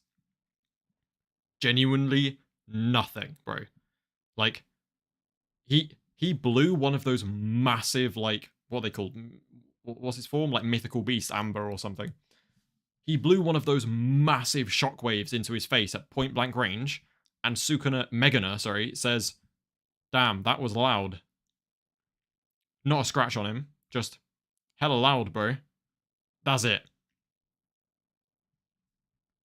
What a shit curse technique. I mean, it's not, like, obviously it's not, but it's not what I thought it was going to be. Like, I've seen Yuta swing a sword at this guy's face and, like, take a chunk of his cheek out, but you're telling me that from Kashimo didn't make any sort of think- physical damage. Yeah, I think Kashimo's another one of the Miguel and Ghetto characters where you've like sort of built your power scaling, you've set certain characters at a certain level, and then you slowly like crept over that level when you weren't meant to. So Kashimo was meant to Yeah. be like probably top 5. But now we've seen Yuta probably wipes the floor with Kashimo. Some reckon- people think base Kashimo is top 3, bro. They think he's number 3, unironically. I don't know. I think Kashimo should have been just so much stronger. But again, it's hard to tell when your only opponent is Sukuna. Also, It there hurts was like his years, man. That's a lot of damage. something about Kashimo which just doesn't add up to me is like the whole kind of like thing about his character, right, is that he was saving his curse technique for Sukuna. He also was like very invested in this idea of being the strongest, and like he wasn't necessarily even desperately wanting to win against Sukuna. He just wanted to like fight someone actually at or above his level. And what I don't understand is why he was like, I get why he was okay with Gojo fighting Sukuna first, like in terms of, you know, some people think Gojo Sukuna made a binding vow when they set the date, and that's like why it like had to be a 1v1, and that's all cool and everything. But even then, look at the state that Sukuna was in after that final Hollow Purple. Are you telling me Kashimo was very happy to go out and fight this very obviously weakened version of Sukuna? Why was he okay with that? I feel like Kashimo would want to fight a like full power Sukuna. So even if he respected Gojo's wishes, surely he just like, I don't know, waits. Just takes the chance that Sukuna beats everyone else and then just fights him later when he's recovered or some shit. I don't know. Or just try and kill everyone else and then go fight him. Like, why is he okay with fighting this half-assed Sukuna? It just makes no sense for Kashimo's character. Do you think Kashimo could have known something about Hayanera coming back? But Like, even known then, that though, was a like, possibility. but the Hayanera Sukuna did not recover his output. Like, everyone thought it did before it was revealed that his output is still screwed. His RCT is still screwed. It just physically heals him. I still don't think, like, that he would actually be okay with that. It doesn't make sense. He wanted to dice to Sukuna, apparently. Huh? I think it's a pretty. I think that is a pretty fair statement to make. I think Kashimo's goal was to fight the strongest and die to yeah. the strongest or beat the strongest. And I think Kashimo probably saw Sukuna in that weakened state and thought, I reckon he still has me. I'm going to go out there. I'm going to give him my all. Do you know what I think Yeah. would have actually been better? I'm not gonna lie. I'm just chucking this out there.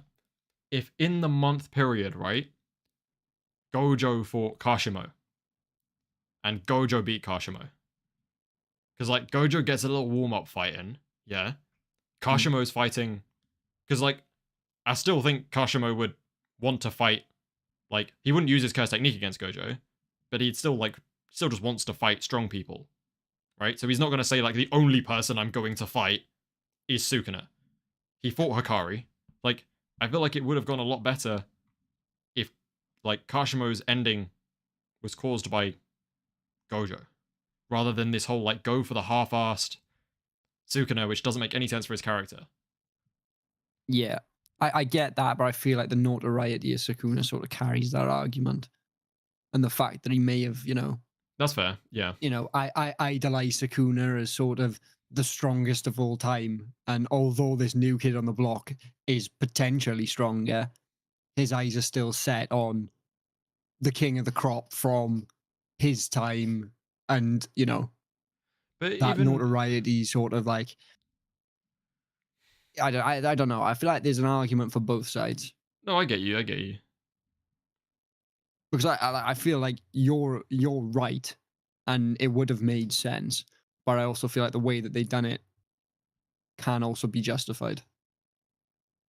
Yeah. I think it makes more sense for him to fight Sukuna than Gojo, but I think it makes more sense for him to fight a full power Sukuna, or like pre-Gojo fight Sukuna.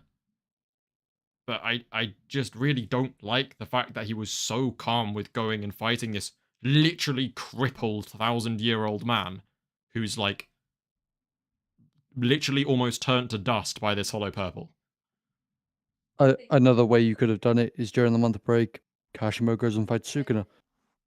Yeah. Gojo can do a bit of VOD review, get his notes down, go in with a preset strat. Yeah.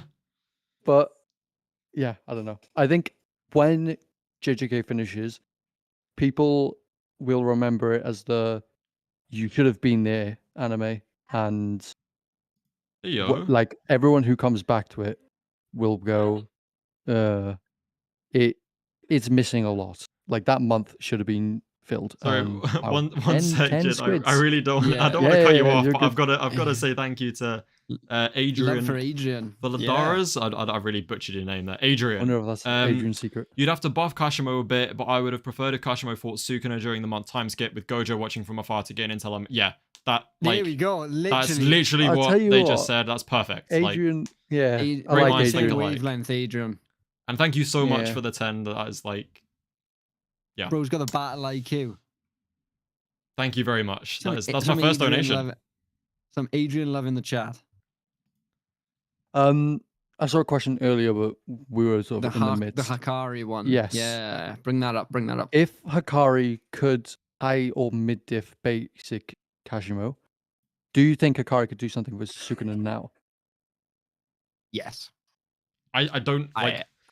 I don't think Sukuna is killing Hakari with any technique he's been using in this arc. Like, sorry, in this fight. Like, world cutting slash dismantle cleave, even a net, it's not gonna do it. I don't think. The only thing like he can do against Hakari, which I feel like is why Gege's stretching this Hakari thing out, is pull a Fuga and like, I think, you know, Change the game. either a Sort of deal. Fuga or a Malevolent Shrine, because I do think Malevolent Shrine would just completely delete Hakari from existence. I'm not gonna lie. If he's got anywhere near Gojo level reinforcement, then maybe, because like I still don't know whether Gojo was even using whether Sukuna was even using cleave in his domain, because Gojo did just like Maharaga got instantly vaporized by that shit, but Gojo was standing there full RCT, full reinforcement, and just tanked Malevolent Shrine. Maybe Yuta and Hakari have the output and RCT to withstand Malevolent Shrine for a bit. Maybe. But even then, one fire arrow, I think Hakari's toast. Yeah. I saw a tweet that said they think the plan so far has been send people to Adrian, Sukuna, mate, thank you so try much. and Genuinely, I appreciate that so much. then it was drag them out as much as they can, then swap out when needed. Keep doing that until Sukuna uses his domain. Whoever's in the domain, tries and pulls them out. And the second that domain goes down, Hakari goes, because then you know That's it's the powerhouse Hakari. move. Yeah, if Hakari is going up against a Sukuna who you know will not use Malevolent Shrine, it is over. Like, Sukuna can't do anything, has to use Fuga. Once you know what Fuga's doing, like, Yeah. yeah. And I think as well, a good argument for Hakari just not getting one shot by a cleave is just Sukuna's sort of like pride in himself and ego, and the fact that he probably wouldn't go to one shot straight away. We've seen it with Kusakabe. He went for chest slashes. He cut Gojo in half. He's not going for these. He's not going for these sort of like decapitating one shot final blows. He's trying to drag the fight out and cause as much damage as he can because he knows he's stronger. Yeah. He also, I feel like, especially in like Higuruma's case as well, he, like he said, like he likes to throw them a bone. Like he likes to watch them learn as they fight him, and then let them get stronger, and then kill them. Yeah. There's still so many question marks for Sukuna. It's just like we know, we've seen a lot, but we know very little. And with his more powerful and probably potent abilities, I'd say there's still an element of mystery, and they will probably be the cruxes to the next part of the story. They'll be the catalysts in the changes of characters or multiple characters trying to jump Sukuna or whatever may happen next. Yeah. When we see these abilities come out, when we see Fuga, when we see the domain expansion, if we see anything else we haven't seen before, this will be the time where the story will either ramp up or we'll see a lot of deaths. Mhm. Or the next part of sort of the next stage of the fight comes through.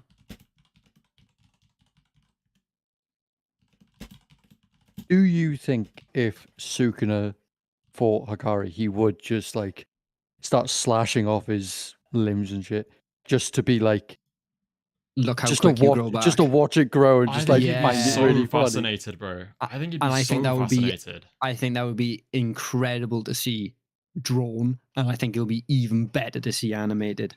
Hakari walking at Sukuna almost Like in the way that Maharaga. Maharaga Yeah. was, sort of showing his resilience and his recovery, and just seeing bits fly off him, and then the jackpot theme playing in the background as he's sort of restitching himself back up. I feel like that would be incredible to see. Hell yeah. And Imagine it this was is like like the- a conversation we're having. People have been having a lot at the moment. Is like, does Hakari die if you decapitate him?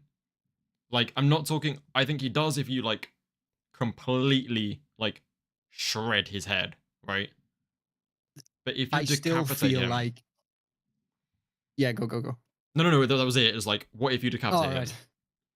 I still feel like there's so many interesting question marks with Hakari and how far that sort of immortality goes. Yeah. Imagine if we see a net cut Hakari's head into 16 bits, and then all of a sudden we see it all just slip back together and see Sukuna like smile. This is getting interesting. Yeah. Because now Sukuna has got someone to go all out on, almost like a plaything. He is Look how literally quick like a punching bag. Look, yeah, exactly. And this is like maybe the way Sukuna sort of ramps up and goes, right, now we're ready to fight. Now I've got someone who I can really throw around. Yeah. Oh man. I'm getting myself hyped. I'm getting myself hyped with my own head cannon. Oh, imagine Jordan all of this Tucker's on for the- Jordan Hakari to Tucker's on die the to page too. Urahime. Right, guys, I'm Or happy no, with I the I'm happy with the 52% people saying yes, Yuta will return with a power up, and another only 17% said no. That's very good. I'm proud of you guys. Very proud. I'm ending that poll now, but I'm very satisfied with that result. You're all worthy, except you. Hakari's more of a tank. 17% of people, bro. Like a worse Maharaga, bro. A worse Maharaga. Hakari can't Really? beat No. Maharaga. Oh Hakari my cannot beat God. Maharaga, but like, I think that is valid because Hakari doesn't adapt. Yeah, Like, Hakari but will never he get doesn't need to better. adapt. That's why. he's just too He cool, doesn't though. need He's just to, too bro. cool, man. He's got a if you're- theme song, man. Ag- He's got a no, theme song. specifically against Sukuna, realistically, Hakari is just going to be a cripple, just like stood still. He can't actually move because he's going to put his leg forward and his leg's going to go. Yeah, like, So, like, the thing is, So we think. for the same we reason, don't I know. don't Yeah. think Hakari can beat Yuta. I don't think Hakari can beat Sukuna. Hakari has some insane output, and I mean, like, probably Yuta level punches kind of insane, right? Hakari have no firepower. But he's Hello, literally Afi. like, he does just punch and kick. Like, Yuta has got like, Hakari and Yuta have probably like the same level output. It's quite similar to Ryu, and we could use Ryu as a not output in general, like reinforcement output. Obviously Ryu's like massive granite blast is way higher normally, but in terms of like reinforcement, Yuta was compared to Ryu, who is probably one of, if not the like toughest in terms of outputting energy as reinforcement. But then Hakari and Jackpot is probably a very similar level, if not maybe slightly higher or slightly lower than Yuta. So Yuta's got this massive arsenal of like Queen of Curses, an offensive domain expansion, all these copy techniques, can also access pretty much endless curse energy for 5 minutes. He just can't do it again in the day, whereas Hakari can. He's got that massive laser beam. Hakari has automatic reverse curse technique, and a punch. That is it. Oh, I don't know, man. I've got such a bias for Hakari because I just think everything about his curse technique and the way in which he does things is just so cool. It's just, I feel like there's more to see from him. Hakari and Sukuna are both like, I don't know if any of you guys have like really younger relatives or anything, but whenever my cousin was like 6, I was like 15. What the we would fuck? like create another 10. What the fuck from Adrian as well? Adrian This going guy is such a crazy, goat, bro. He's man. such a goat. My first 2 donations. I can't tell you how happy that's made me. So imagine Sukuna. Sorry, Jed, I'm cutting We you have off to cut over. again. You're good, I'm you're doing good, it you're good, you're again. good. Imagine Sukuna is about to kill a character. Yuji from across the battlefield bluffs. Domain expansion. Sukuna freezes and yells, "You're lying." Sneak attack hits Sukuna. It's that, yeah. Hit him with that. Yeah, hit him with that clap on the bridge, man. Make sure it's loud enough for him to hear. Oh, Feel that's like he'll good. get eaten because Arame is a chef who specializes in squeezing. It's just that "you're lying" from like Sukuna freezes and yells, Oh. "You're lying." Suji has got a real strong point there. I Let me have a feel look. like he'll get eaten because Arame is a chef who specializes in squeezing cursed energy out of his victims, and Hakari has infinite cursed energy. That may be the saving grace for Sukuna if we do end up killing him or getting him to the point of near death. Him just sort of sponging all of the cursed energy. Wait, what if like, because that's how she Ooh. does it for the bath, right? Like, Yeah. what if Hikari hits jackpot, infinite cursed energy, and she freezes all of him? Is she just like, would she just like preserve him in jackpot? It's like stasis. It's like the brain isn't going to be Yeah, damaged. it's like, cryostasis, yeah. yeah. And then Because you he will just be rinse that shit, yeah. bro. Like you can. You 'cause just then, use like, it as a siphon. I don't know if either of you watched the video I made the other day talking about the bath and like how Sukuna like potentially could literally be like devouring like his opponents to gain their cursed energy and techniques. Like, if that idea holds true, then This if could be Arame like, gets their hands on Hakari, it's yeah, all over. oh, bro, It's all over because that's essentially Cooked. think of it in terms of like an oil well full of cursed energy. If you strike into that oil well and pour a spout and then automatically give it to Sukuna, that's infinite cursed energy already funneling into the strongest of all time. That's an If unwinnable 2 hollow situation. purples in a day is not taking out Sukuna, imagine if he has the auto reverse curse technique. You will never be able to do enough damage to that man to one shot him. Like, Hakari no from chance. jackpot goat to infinite battery. A frozen battery just constantly providing cursed energy. Hidden away. We've got a blizzard in the chat, bro. We've got a blizzard in the chat. What the hell? Why are you We've got spoiling a stuff? blizzard. Go away, man. Why are you here? I didn't invite you. This guy, man. Honestly. I saw Adrian brought up something that I think about a lot. Why do people not bluff domain expansions?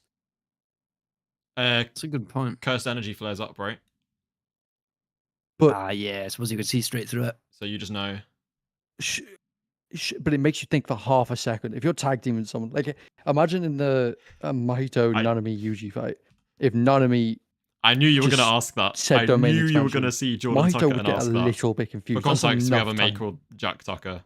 With the way that these guys fight, I think you could do it. I think you could. Blizzard, leave Jordan alone, man. Jordan's a goat. I'm not sure. Like at this level. Maybe earlier, I could agree that bluffing the domain expansion may have been a viable strategy, but when we're talking about the best in the business, I don't think it's going to run as true. Yeah, man. It takes energy from his jackpot and freezing gives Sukuna to eat him, making him initial with Tengen and now having infinite energy. Interesting. There's a lot of moving parts to that theory, but what do you do at that point? Like, Nothing. You like lose. what you do just lose. Like, Sukuna bluffed his slashes with Maharaga bluffing a domain. Yeah. It is cool. I feel like maybe we're giving too much credit to the animation because they could have just had free reign to sort of animate wherever they wanted. And maybe just adding a bluffed slash in there. But you know, it could be. Sukuna Could be nearly real. died when he was 1/100th of a second slower against Gojo. Even half a second of hesitation could leave you open. That works slightly differently with other domains though, because like Gojo's domain, like the guaranteed hit activates like very very fast, right? It just like as soon as people are trapped in infinite void, you're done for. Whereas like I'm fairly certain sorcerers actually activate the guaranteed hit. Like Yuta, when Hollow Wicker Basket was dropped, Yuta had to actually like command like maximum output the guaranteed hit to like actually start. Whereas Infinite Void is just instant. So I think you do have like in most domains you have like a very small period of like a small period of safety, I guess. But for Gojo's domain, it's like that's why it was just so OP, bro. If you touch that shit, you're cooked. I think I could just be waffling.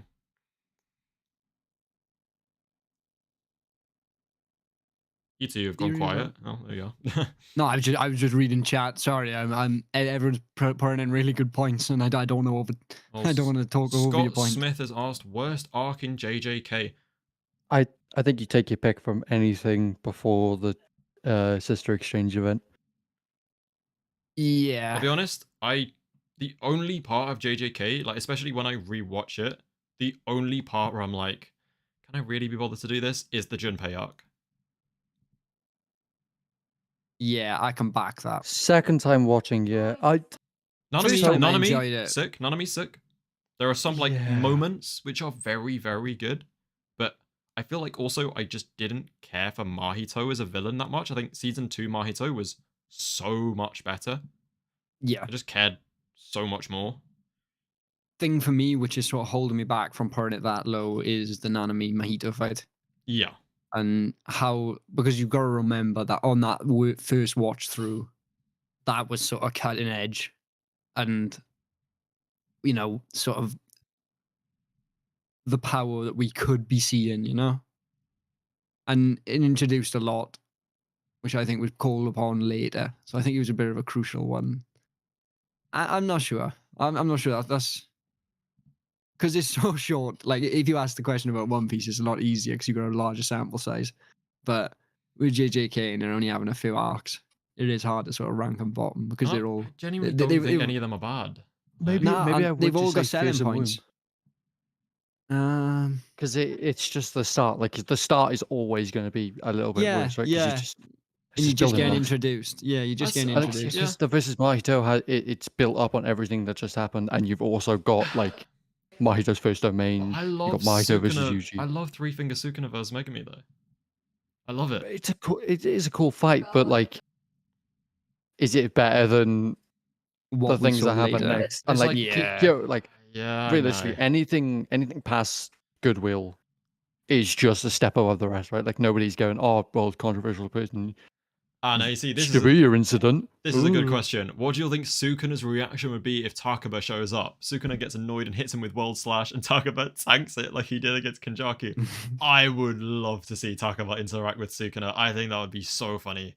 I also think Kanjaku is genuinely like maybe the only character who understood and like had the mindset to actually defeat Takaba. Yeah. I think he's the only one that could have done it, just because of the nature of like Kanjaku's character, him basically being an 1,000-year-old 12-year-old. Like he does just have the maturity of a child. He's doing everything for fun, just like Takaba. Do you think Takaba died knowing his technique? I think he's dead, mate. You don't think he's dead? I think he's dead. Hmm. Mate, he's cuddling the worms. He's gone. Do you know what I find really funny though? The fact that I'm like fairly certain Yuta could absolutely have Takaba's technique copied, but will literally never be able to use it because no part of me believes Yuta will ever be able to crack a joke he genuinely believes is No. funny. Like, No. never. So he might Yeah. actually have the most busted curse technique and literally not be able to use it Oh, ever. imagine Yuji with it. See, now that Guy laughs that at is horrifying. everything. That's horrifying. Imagine if you brought oh, I forgot his name, Connie. Imagine you brought Connie into JJK with Takaba's technique. Sasha, Connie and Sasha together with Yeah, Takaba's oh, it'd technique. be over. It'd be so done. That's strongest characters in anime. It's done. Like, what? That's See, such a I horrifying feel like thought. there's so many arguments for Takaba still being alive because he does have ultimate plot armor. He could literally be like, it'd be so funny if I died right now, start And just laughing, dies. and then all of a sudden Instantly dies. Or it'd be so funny if I got up and just walked away from this. Ha ha ha. Gets up and walks away from it. You know, there's so many sort of asspulls the Gege could do to make that guy survive. But I'm not sure we will see him again. Bro, Unfortunately. I think the main reason I think he's dead is if he's not, you've got to you've just got to bring him back and you've got to include him. yeah, he doesn't fit in this anywhere. fight. He doesn't fit Like, anywhere. Yeah. There's just so many like plot holes you can say and do, Yeah. and I also think like it's the perfect ending. I know a lot of people don't like the Takaba Kenjaku fight, also because like translating that makes it like it's not like designed to be funny if you're not a Japanese speaker. At least the impression I got is Yeah. like, you know, it It's just different won't humor. be funny. It's different humor, isn't it? But You just know? the idea is so good. Like Kenjaku was never one that would be like that would go out through having like a 1v1 with Yuta. Just not. No. Like not how he works. Despite the fact that I still think he is like genuinely one of the strongest characters in the verse. He was never going to go out that way. I love it.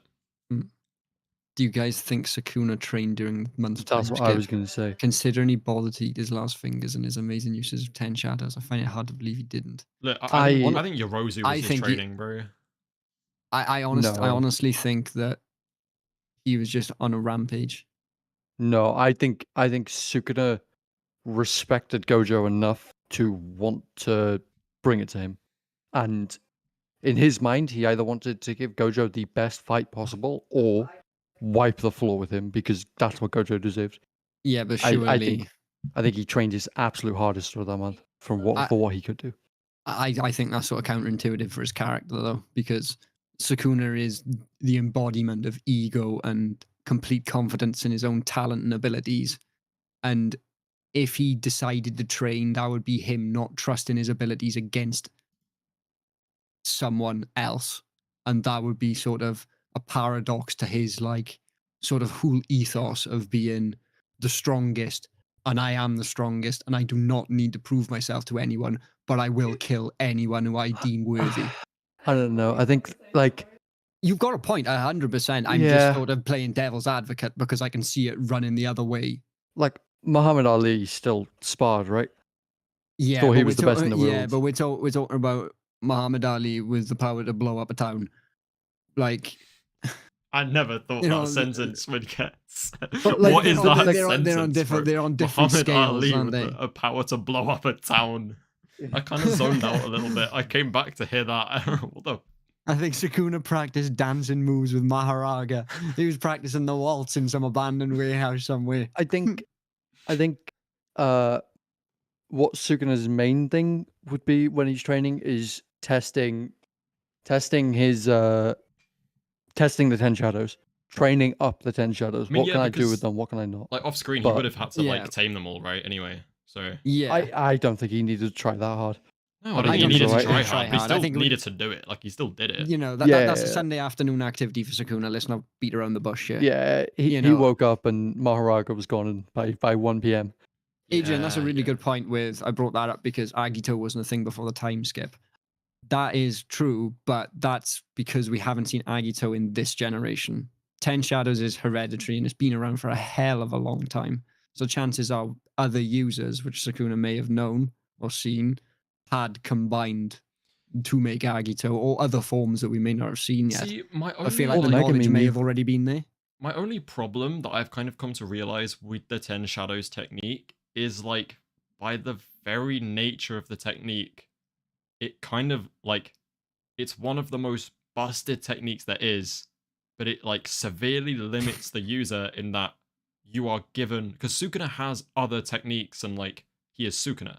So he can beat and tame Maharaga and like all the other Shikigami with other techniques, but every other 10 Shadows user has to use like basics and weaker Shikigami to then like work their way up to the point where like realistically Agito's not like, even if you made this like if you tamed every Shikigami up until Maharaga, yeah, and then exercised all but one and created this ultimate Agito merger beast, yeah, he's still not gonna touch Maharaga. You're still gonna get fried.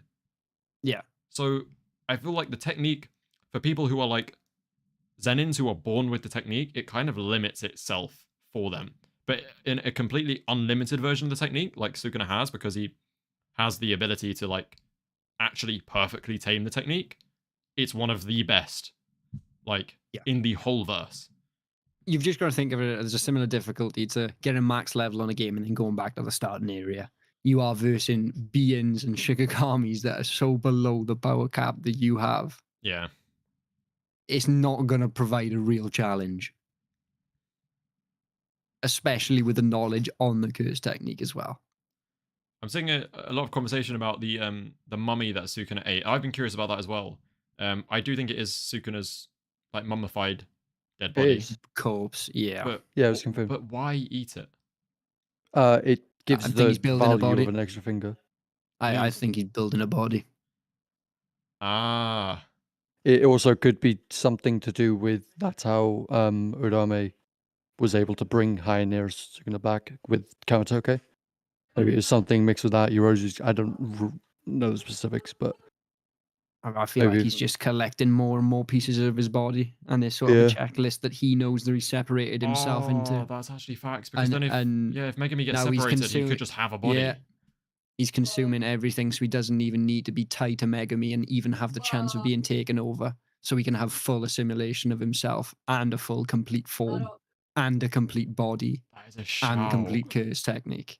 Yeah. Everything is Such complete. a shout. And he is completely completely reincarnated himself as he was in the Heian era, in the current era. Wait, what I think this? I feel like that's the way it's going, and it's sort of, I don't know if anyone in chat has seen JoJo's or read it, but in Steel Ball Run there's a very similar sort of concept with like consuming the bones of Christ to get powers and assembling the whole body. So I feel like that's going a similar direction. Right. So So we've had all the fingers and now the torso. first of all, that's brilliant. I love it. Second of all, Shane's commented saying, "Easy way to tame Maharaga. Get the piercing ox to run around the world long enough until it has the force of a nuclear bomb, then summon Maharaga above the ox." Okay, The ultimate flash punch. I get that you're trolling, but I'm going to point out the obvious issues with this idea, just for shits and giggles, okay? 1. Japan is an island, bro. What do you mean run around the world? This guy's not running on water. Well, that's not exclusive to Japan. He's going to run to water eventually. Well, yeah, but he's starting on a literal island. Also, problem with nuclear bomb is if you summon Maharaga, like in the ritual, he ain't gonna leave you alone. So you're getting caught up in that, bro. Like You're getting nuked yourself. You're it's the same result. You're screwed. Jesus bull. You don't just tell Maharaga to sit and then he stays there. Like Megumi and I'm sure if you ask Haruto are nicely. screwed. Oh yeah, that was the Yeah, that's a secret to good point, taming the Jordan, 10 as well. Shadows. Did anyone think about how Maharaga felt? Did anyone try to talk to Maharaga? Just ask him nicely. Everyone immediately tries to kill him. Everyone wonders why he's so violent. It was just a therapy session. Give him the wings from Nui. Hey, hey. Pickler asked 2 questions earlier. Yep. Do you think Sukuna's world slash could cut Yuki's black hole? That's a good point. You'd have to go into the actual, because I'm fairly certain we don't know enough about the technique that we would actually have to look at in-world, like real-world examples of black holes and sort of understand how they work. I feel like with the fact that we know he has to do like a chant and hand sign, I think it might I don't actually think he would. it might take too long. I think it would sort of be similar to like Infinity, where it would be sort of going in an infinite like loop, because that's generally what black holes are, aren't they? They just Yeah. suck in mass. So assuming slashes have mass, and Yeah. we've seen characters recoil off the force of slashes, so we can assume that there's physics-based force applied to those slashes. A black hole would end up sucking them in. Yeah. Actually, a really good point about that. Do we think that the world-cutting slash would bypass Kirara's ability? Because I feel like it would. Yes. Yes. I think I feel like it's a the power. perfect counter. Yeah. Because it's a ranged slash, it's a ranged melee. And that is essentially the perfect counter to the ability. It's Yeah. getting close without getting close. And I feel like that's why we haven't seen her at all. Because Yeah, they just know realized there's a like there's just perfect no counter. point. There's nothing you can do. Why danger yourself? Because if we lose a lot of people, we're going to need everyone we can get. Yeah. The next question was from Piglet was a much more easy question to answer. Yes, why didn't Yuta just use curse speech just to say die to Sukuna? Easy answer. He would die as well. He is not close enough to Sukuna in level. He would die and Sukuna wouldn't die. Yeah, he'd be gone. Like, or at least severely, like, he would end up looking like pre-Mahito Mekamaru. If he, like, at the very, very best, he would be a complete, like, just he'd be out of the fight, to put it useless creature. Like, yeah. Just a, like, it would be, probably, if he survived, just severe brain damage. Just from using the curse technique. Like, he would just look like he'd come out of Infinite Void. Yeah. At the very best.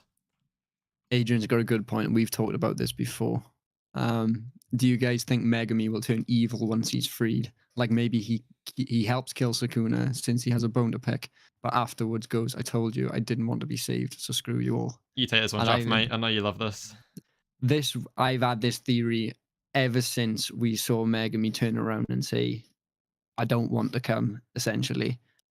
I think he won't necessarily be evil, but he won't be aligned with Jujutsu High and sorcery as a whole, solely because he's been sort of kicked around by the environment and everywhere. Everything has been awful for this kid. And you've got to remember, they're still young.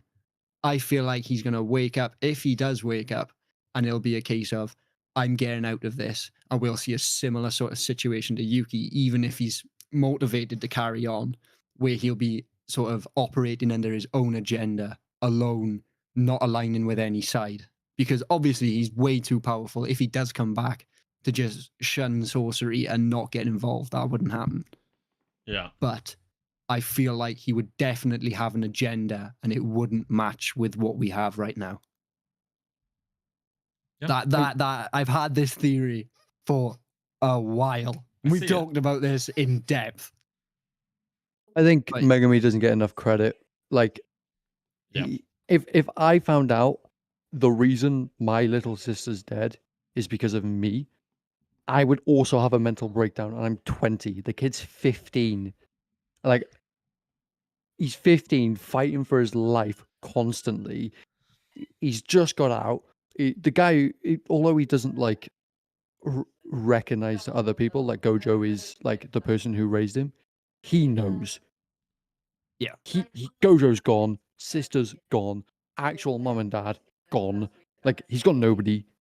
Nothing to fight for, Like- essentially. Also, people forget. Like, I'd give up as well. But literally the very, like, point of introducing the bath was to completely drown Megumi in pure negative energy. Like, literally the energy of curses.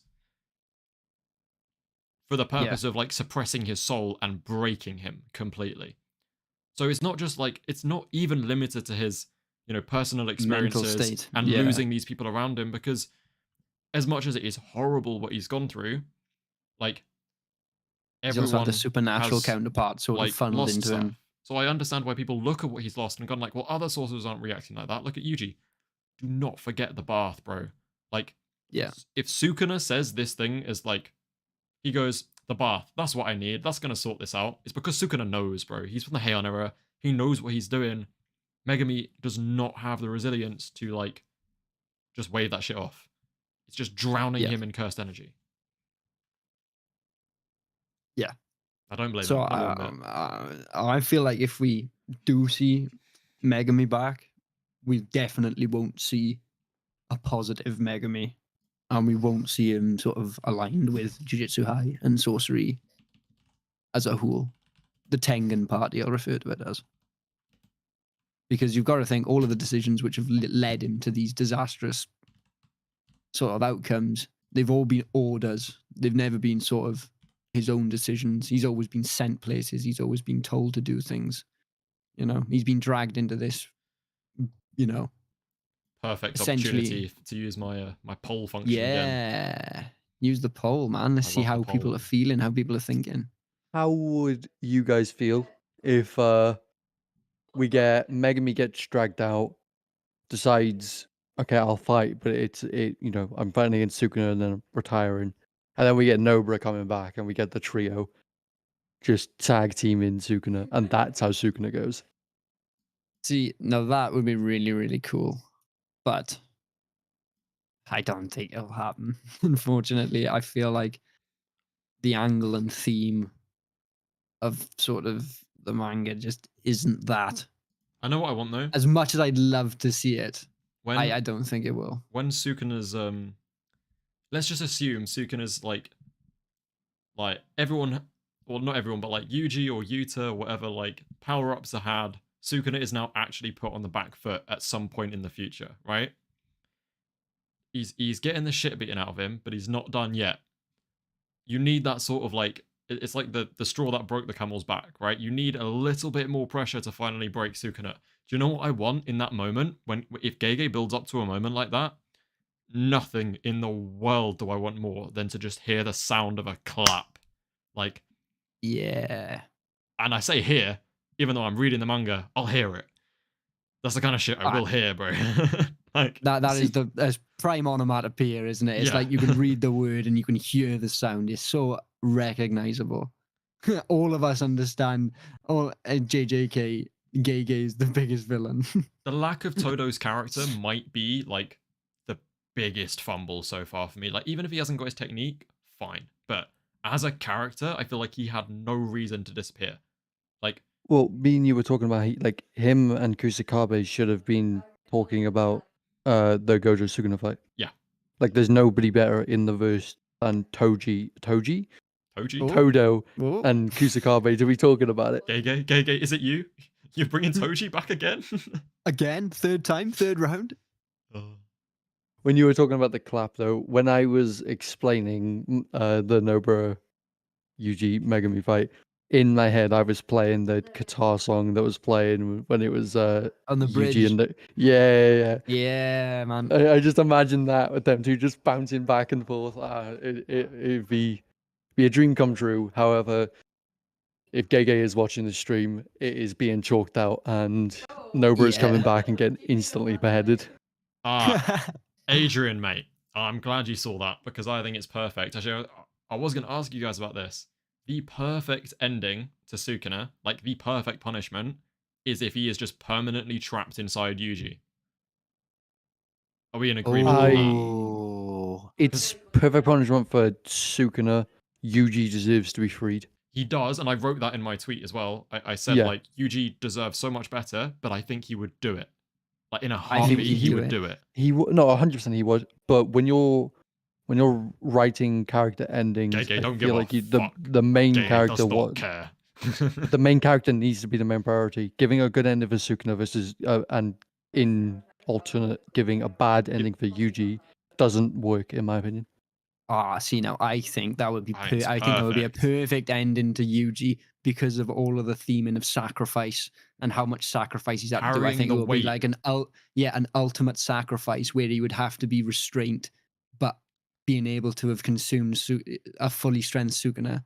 So Yeah. as soon as Yuji essentially has to sacrifice himself or his life and his livelihood to contain Sukuna And just think until about he that, dies, like, and then pass on to the next person or whatever it may be.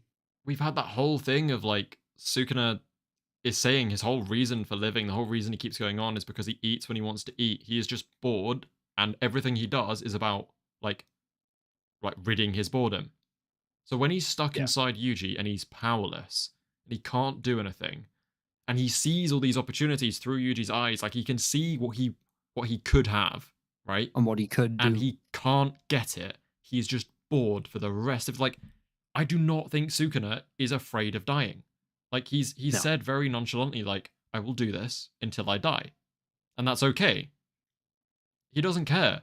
That's not a good ending to Sukuna. Sukuna needs to be locked up and trapped inside the person he hates most in the world for that very reason. And then 100%. like have to just watch everything he wants and just be bored forever. And have to 100%. see the person which he is absolutely disgusted by, seeing his appearance and seeing him happy, having to watch either his daily life or see. I don't think he would necessarily be locked away in prison or something, because that would also sort of be punishing Yuji as well. And then that would also sort of give some sort of enjoyment to Sukuna, even if he was fully merged. I think Yuji But will I get, feel like get used to it. Like yeah, even and if he strengthen has even.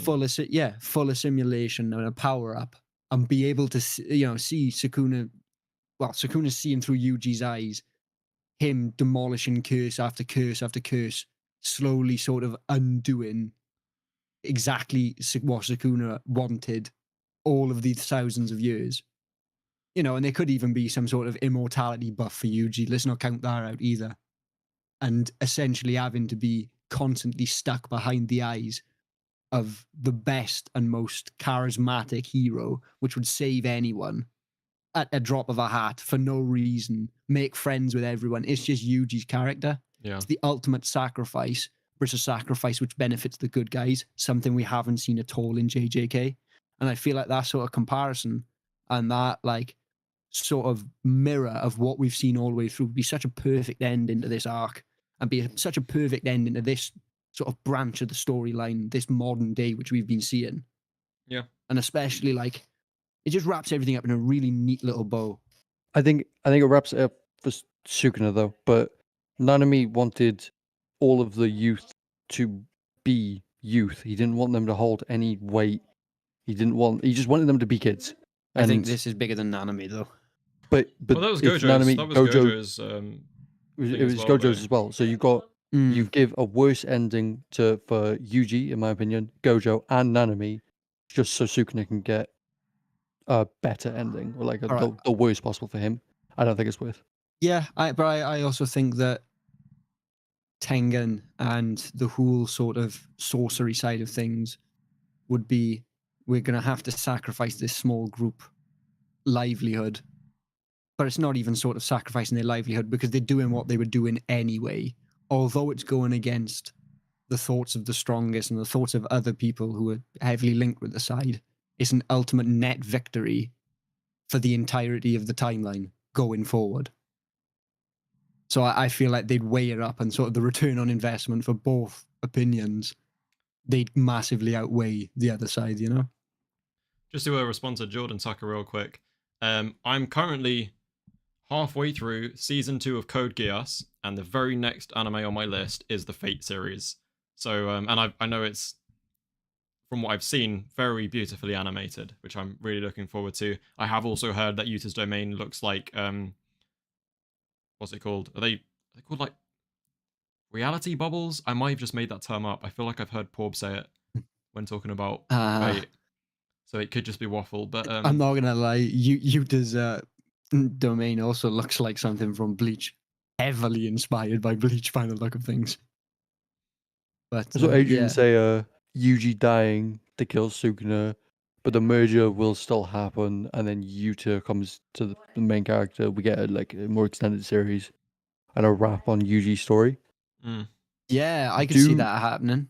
But so, do we think we're too far in? It's been Yuji's story for 230 or 200 over 230 now, 254 chapters. Take away like 10 for the Gojo past arc. Is it too late to go back to Yuta? I don't think it is. I think a gear shift would be exactly what Gege needs, because you could tell he's sort of getting, I wouldn't say bored of the storyline that he's currently written, but I'd say that he's certainly losing interest. So maybe a switch up would be needed. Now, I'm not saying it hasn't changed, but Gege did say that like the ending has been planned since the very beginning of the manga. He just didn't know how he was getting there. So like it's very possible, because like obviously Yuta isn't just the main character of JJK 0. He was the original MC before like Gege kind of switched up his approach, right? He was actually intended to be the Yuji of the story. And then kind of like everything got changed up a bit, because I can't remember what I read. He wasn't expecting JJK 0 to do as well as it did, or something like that. I don't know. But point is, like, I feel like Yuta is not the same as every other strong side character. Like, he's not Hakari. He's not Maki. He's got so much more. Like, he is so, like, much more impactful to the story of Jujutsu Kaisen. He is so, like, tightly connected in ways that we still don't know a lot of them yet to Gojo's character. Like, I think Miguel is here because of things we don't know that were going on between Miguel, Gojo, and Yuta, right? Yuta is related to very famous and powerful sorcerer families or clans from the Heian era, which makes him related to Gojo, and he's like was the main character of Volume 0. Yeah. He's not just another like toy for Sukuna, which is why also his like supposed death was just brushed off so casually compared to everyone else. And then the possibility of him coming back was mentioned by Maki, where no one else has been like talked about, right? So he's definite. I do not believe for a second he's done, and I think he's going to hold some serious weight in what's coming, because you've got Yuji of like Yuji is so tightly connected to Sukuna, and Yuta is like he's like Gojo's Yuji, if that makes sense. Like, you've got Sukuna and Yuji and Gojo and Yuta, and that's how I see it. Yeah. Adrian made a bit of an interjection. It didn't mean that we do another series with Yuta, rather that we just finish this story with Yuta rather than Yuji. That changes it a bit, and I feel like we wouldn't get Yuta's sort of perspective or a main character switch, at least until after this arc. Until this final fight with Sukuna sort of plays out and we see what happens, I don't think they're going to do a main character switch, because that would just be choppy in terms of writing, in my eyes, because there'd be so much sort of who's the main character, what's happening, sort of people would be looking at it from different angles. So I think they'd probably wait and do it sort of switching from arcs, so it's more of clear for the audience, right? We've moved on 2 weeks, now we're following the perspective of Yuta, or now we're following the perspective of whoever may be the next main character.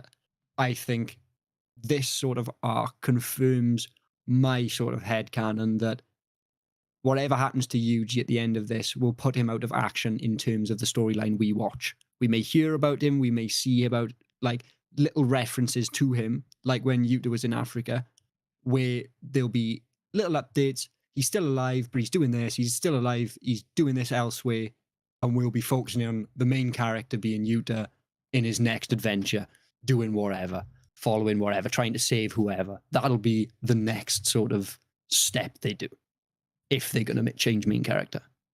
I saw Yuji's story ends with Sukuna, and Yuta's story ends with the JJK Society. Because Yuji... Yeah. I like that. I like that idea a lot. Yeah. Because it has been that Yuta has wanted to make himself feel welcome, and I know that he probably knows a lot of other people feel the exact same way. Yeah. And I feel like Yuta's always been closer to Gojo in terms of like being completely selfless Yeah. and wanting to help everyone around them in a macro, whereas Yuji always wants to just make someone smile. Yeah, it's on the micro, isn't it? That I feel like that's the difference. Is on scale of saving people is the difference. And I feel like now we're at a power level where I don't really know what power up Yuji could get, which would justify keeping him as a main character, because there's just not that much left to do. He's still a punch and kick merchant. And even if he does end up sort of obtaining these broken abilities from Sukuna, they're sort of one-shot shit. They're gonna be popping off once in a blue moon. They take massive amounts of cursed energy. They're not gonna be good viewing. It's gonna be either one shot or that the fight is gonna drag on forever. So I feel like Yuta's a perfect switch because he's more of a finesse-based technique. It's more visually pleasing. It shows for better fights. Rika's an interesting sort of play on cursed spirits and how they can be used for good. I just feel like there's so many things that they could do with Yuta compared to Yuji in the current state. Don't know about what you lot think about that, but that's where I'm thinking. That's where I'm thinking. Tsuji Sakamoto's on my side as well, so Yeah, no, I agree. I think Gege knows that he has two main characters with two different stories that can be intertwined, and I think this is planned. I think Gege gets a lot of discredit for being like a random author who just like weekly goes, oh, you know what? Fuck this, Kusakabe, you're up. Fuck, I've run out of people now. Okay, Miguel, you're up. But I do think he has a kind of like Isayama, where there's a massive net and there's a lot of shit drawn together. There's a couple things that maybe wasn't patched together and he got there too quick and doesn't really know what he's doing. Like with the month break, had a very good opportunity to develop Gojo's character a lot more to how he actually wants Gojo to be perceived. Sorry, did and you say something realistically, did you say something about Isayama? I said Am I just Isayama. hallucinating? About Isayama like having AOT sort of like planned out. This is where I want to go with it. Yeah. Yeah. And like obviously you're gonna fill things in where you get halfway through and you're like, oh my god, this person should fight this person. We can get it done like this. It's sort of like the opposite of Oda, isn't it? You know. Yeah, I think it's all planned out. Certain things are a bit patchy, but I trust. I think it's going in a very, very good way. Yeah. I feel like he's got Yeah. key events planned, but sometimes he just doesn't know how he's going to get to them. And he sort of gets there a little too quick. But I still don't feel. Obviously, this chapter may have been the turning point and maybe the straw that broke the camel's back for a lot of people. But I'm still. It was for me. Comfortably thinking that he knows where he's going with it. He's got a clear direction of where he's doing it. And I do trust the author. I always trust the mangaka. Always. I do. It always backfires. Well, I say always. It mostly backfires. But I trust Gege. He's wrote 254 chapters of Peak. I'm going to trust him for the next couple, you know?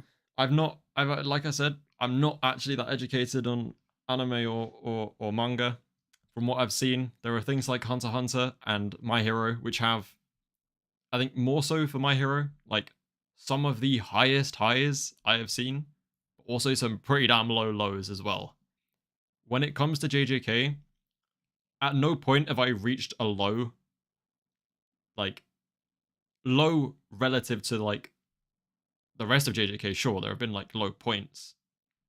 There has never been a low point. Do you know what I mean? I feel like people are being way too harsh with this.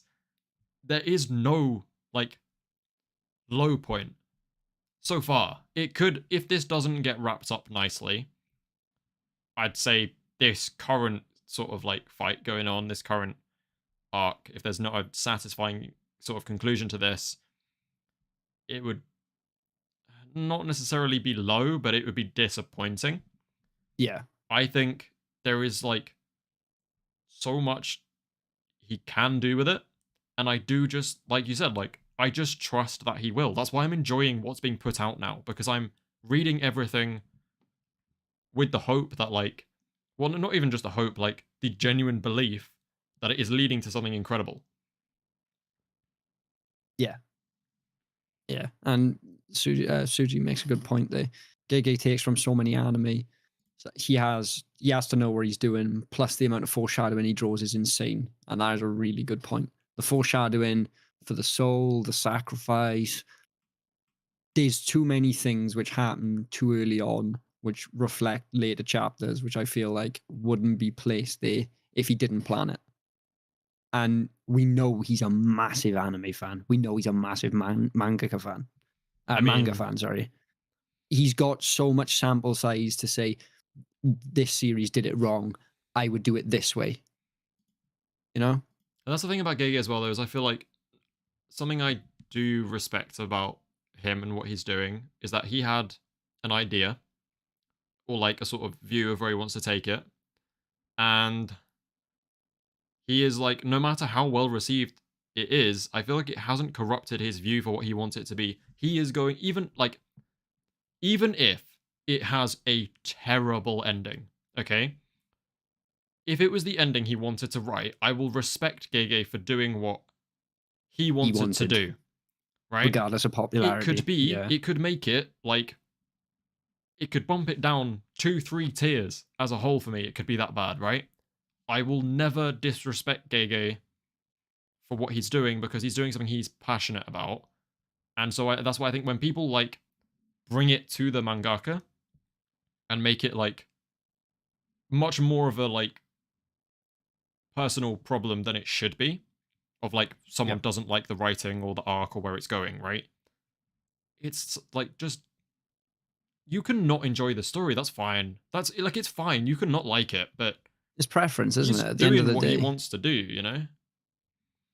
It's, you know, it's an art directive, and at the end of the day, he's the artist, you know? It's no different with music, with film, with anything. The director, whoever's creating the project, pushes it in the direction they want. And generally speaking, if they listen to the fans on a macro level, the quality drops a lot because they're creators for a reason, they're creatives for a reason, and they're in the positions they're at for a reason. Yeah. These are the best people. They have made a universe which we and many other people globally have been drawn to and have watched and have loved and watched countless times over and read. These guys know what they're doing. And I feel like Gege is one of the good authors and a centralized character and grounded enough not to let popularity or money or fame change his art passion and his directive for where he wants to take the series. Yeah, no, I don't think you'll have many external influences. He does what he wants at his pace. Yeah. I think it's great. Yeah. Like, the passion is amazing. Like, even if he, and I still have, so far, I have no, I mean, okay, I'll say, not necessarily no, but minimal complaints about his writing compared to, like, other stuff I've read with high highs and low lows. I think Gege is very consistent, got some amazing themes in there, incredible characters. Like, yeah, so good. Just so good. And I still think it's going to tie up incredibly. Also, just, like, the power system is phenomenal in every way. I think the character design is absolutely one of my favorite points, and the fact that you can sort of understand someone's technique from their appearance and sort of their demeanor and their character style and the way they hold themselves is all sort of reflected in their appearance. And I think Gege does it really beautifully, but in a subtle way. So it's not like, you know, JoJo's has a real problem with it. Like, I wonder who the stand user is going to be. And it's the guy with the funkiest clothing on. Yeah, it looks really cool, but it doesn't add any suspense because you know exactly who it is. Yeah. But unless you're one of the disaster curses, which are obviously incredibly recognizable, everyone sort of looks like a normal dude. Yeah. Everyone sort of looks rather normal and could probably blend in anyway. And then there's Probably Panda. aside from Kanjaku. Yeah, Ace, obviously. Aso and Chesa. Yeah, Whatever their names are. Mate, there's They're a the literal exceptions. walking, talking panda. Yeah. I mean, he could No, fit in. no. He just doesn't. If he shut his mouth, I still think it's weird walking around with just a panda. Yeah, that doesn't really get just. like- Yeah, there's no sort of. You Is don't- that just normal I'm in not, society? not Because pop people into don't know Tesco's about. with my panda, you know? Yeah. Like, I don't know. I think it's one of those things people would see and just go, "Is What? that real?" And then just go, Probably not. "Fair enough." Yeah, but it guess, is I Japan guess. though. I feel like if people saw a panda walking down the street, it would cause mass hysteria. Oh, if it was Bro, in New York, it'd be on the news. It'd be on the news.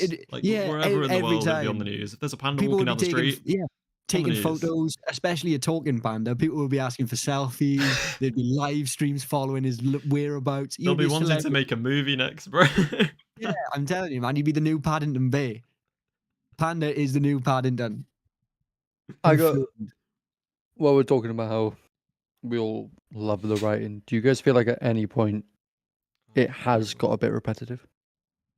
I think the only argument for it being repetitive is like literally this chapter. Currently, yeah. And again, it's like it's all determined by the payoff that we haven't received yet. So I'm not judging it until it's done. Yeah, I feel like you can't judge a halfway through arc. Controversial opinion.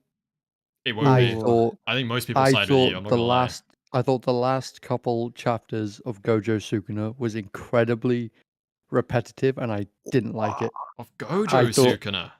Gojo Sukuna, I thought it should have been maybe 3 chapters shorter. It was always, oh my god, Gojo is the strongest person in the world. Oh, actually, is he? Oh my god, Gojo's dead. Oh, no, he's good. Gojo's the strongest. Oh, actually, is he? Oh, Gojo's dead. And that's how it would go. Yeah. it was the exact same. It was literally page for page, the exact same. I was a bit like, I've seen this like 10 times now. I don't want to see it again. Oh, I'm sorry. I would take another 25 chapters of Sukuna versus Gojo. Yeah, like the bro. Also, those chapters were the Black Flash chapters, bro. Oh my Like- god. No, they The were hype. they were good chapters. It was just like I would read them. I would It's be different. like, that was amazing. And then like an hour later, I'd be like, Think about it was kind of the same. Think about when we get it animated. You are going to appreciate those chapters so much, bro. Mate, I'm gonna be crying. Look at the animation, being like, I don't deserve to be watching this. This is I know. amazing, and I I won't feel like- complain. Yeah, it's really hard to properly do two powerful people fighting in art form. But I feel like the panel length and the chapter length and the fact that it was spread across so many chapters showed the fact that this fight was going on for so long. And Suji, this fight this is- was Yeah, this much of a problem. This is what I'm and saying, this is bro. what it looks like when It's like it is repetitive for a reason. He is driving a point home. Like, I agree. it is just a perfect like one for one on who is the strongest. So it needed to be long enough to justify Gojo. Because if he just got clapped up in 3 chapters, everyone would be calling him a fraud. I think it might have been reading it weekly. That I was just like, okay, I've been reading this for what, like, Yeah. it was like 11 weeks or like 8 weeks or something like that. Maybe if I in- went back and read it, I'd be like, You actually, see, yeah. I read it in one sitting up until I was like, when I actually started reading the manga, I think I got through it all in a week, and I was like literally only joined the JJK like thing when Takaba vs Kanjaku was getting started. Oh, so Oh. you managed to see it like Yeah, no, I in was real like, time. I sort of just deal. sat there and like for a whole I Went night straight through it. and went Yeah. straight through. And it was the best, like it's literally the best like few Yeah. nights. Of I just was constant hype. when Maguna became a thing. That's when I came in. Yeah, Okay, I was a- it's like yeah. it's almost like you wouldn't watch a film, pausing it every 15 minutes, getting up and walking around your Yeah. room. It's like I'm 100%. Now you've justified your point. I can see where you're coming from, but go back and read the chapters because I have, and oh my god, it is peak. Wait, And, Jordan's made a really good point here. He always does. uh, He always does. Yeah. Yeah, I'm not gonna lie. They have been flying through it. Everyone in chat have been giving some real good points and real good questions. I think we gotta give some credit where it's due. Yeah. So it's given us a lot of good talking points, and No, Everyone's on fire Jordan's tonight. always commenting. I see him in like other people's streams. I see him on my videos. He's always got some incredible points to make, bro. Like he's sat there and like just.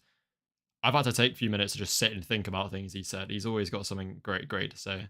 I think Jordan and Adrian have been the MVPs of the stream tonight. Oh yeah. It's been a good one. It's been a good one. But Jordan, what was Jordan Tucker's point you wanted to get through? Was it the panda one? Yeah, panda creation could be a model for Sukuna to merge souls and body instead of idol transfiguration. Yeah, that's true. But I feel like Panda's just because Yaga's dead now. Panda's also dead. Well, yeah, his cores are kind of fucked, so there's no model to base it off. Yeah, I feel like the knowledge is lost and the specimen is also lost. So justifying that from a storyline perspective isn't really relevant anymore. But it is an interesting point, though. I think Megumi's smart enough to work it out. Because I think a lot of people probably knew about Panda, but didn't care to dig deeper. And the only people who did care to dig deeper were the higher ups and the Guitar Man. But realistically, they're incredibly arrogant and wouldn't want to admit that Yaga's like what's his name? Masamichi or something like that. Gakuganji, that's it. The Guitar Man. Guitar Man. We've got the shiny sorcerer and Guitar Man. They're incredibly arrogant and they don't want to think that Yaga could be a special grade because that's bad. I want to open up a question to the floor, to the chat as well. And I want everyone to sort of give their opinion. What is everyone thinking the Shiesty Sorcerer's fourth beast is going to be? So we're talking about Ino here. And what does everyone think the fourth beast is going to contain or do? Because it is just such a massive question mark, and I feel like there's some real speculation to be had there. On another note, on top of that, if it was stronger than Maharaga, does that upset you? Nope. No. No. No. No. Maybe a little bit, but like, no. Yeah, I don't know. I think it's way too going to be Gojo. I think it's way too open-ended. I'm not a fan of like, oh, we're going to mention this and we're never going to touch it again, and then eventually we'll bring it up in X amount of chapters later, and you're going to love it, because I don't care anymore. I've lost interest. Yeah. So I have no idea. Like, because it could literally be anything. Adrian said the fourth beast gonna be Gojo. Can you imagine? Auspicious beast summoned for Satoru Gojo. Imagine that actually what it is. The fourth beast is just like he just gets his stronger older brother. Like Nanami just comes out. Yeah. But no, I think there's such a. We'll have to see him again to see what. Like, I feel like when we see the environment in which he's next fighting, we'll sort of have an indication as to what it could be. Because he's only going to use it when it's going to be useful. He's not just going to pull it out of nowhere. ST, I'm really glad you enjoyed the video, mate. Thank you very much. Sorry, go on. No, it's fine. I made my point, mate. I just wanted what Adrian said, random question, but do you guys have any favorite Gojo vs Sukuna memes? Limited Void versus Malfunction Shrine were some of my favorites. The Mickey Mouse TikTok edits were genuinely the best thing I've ever seen. Yeah, those were fire, bro. I love them so much. It's like the peak of Lobotomy Kaizen was such a fun time to be on TikTok. It was so good. Some great stuff.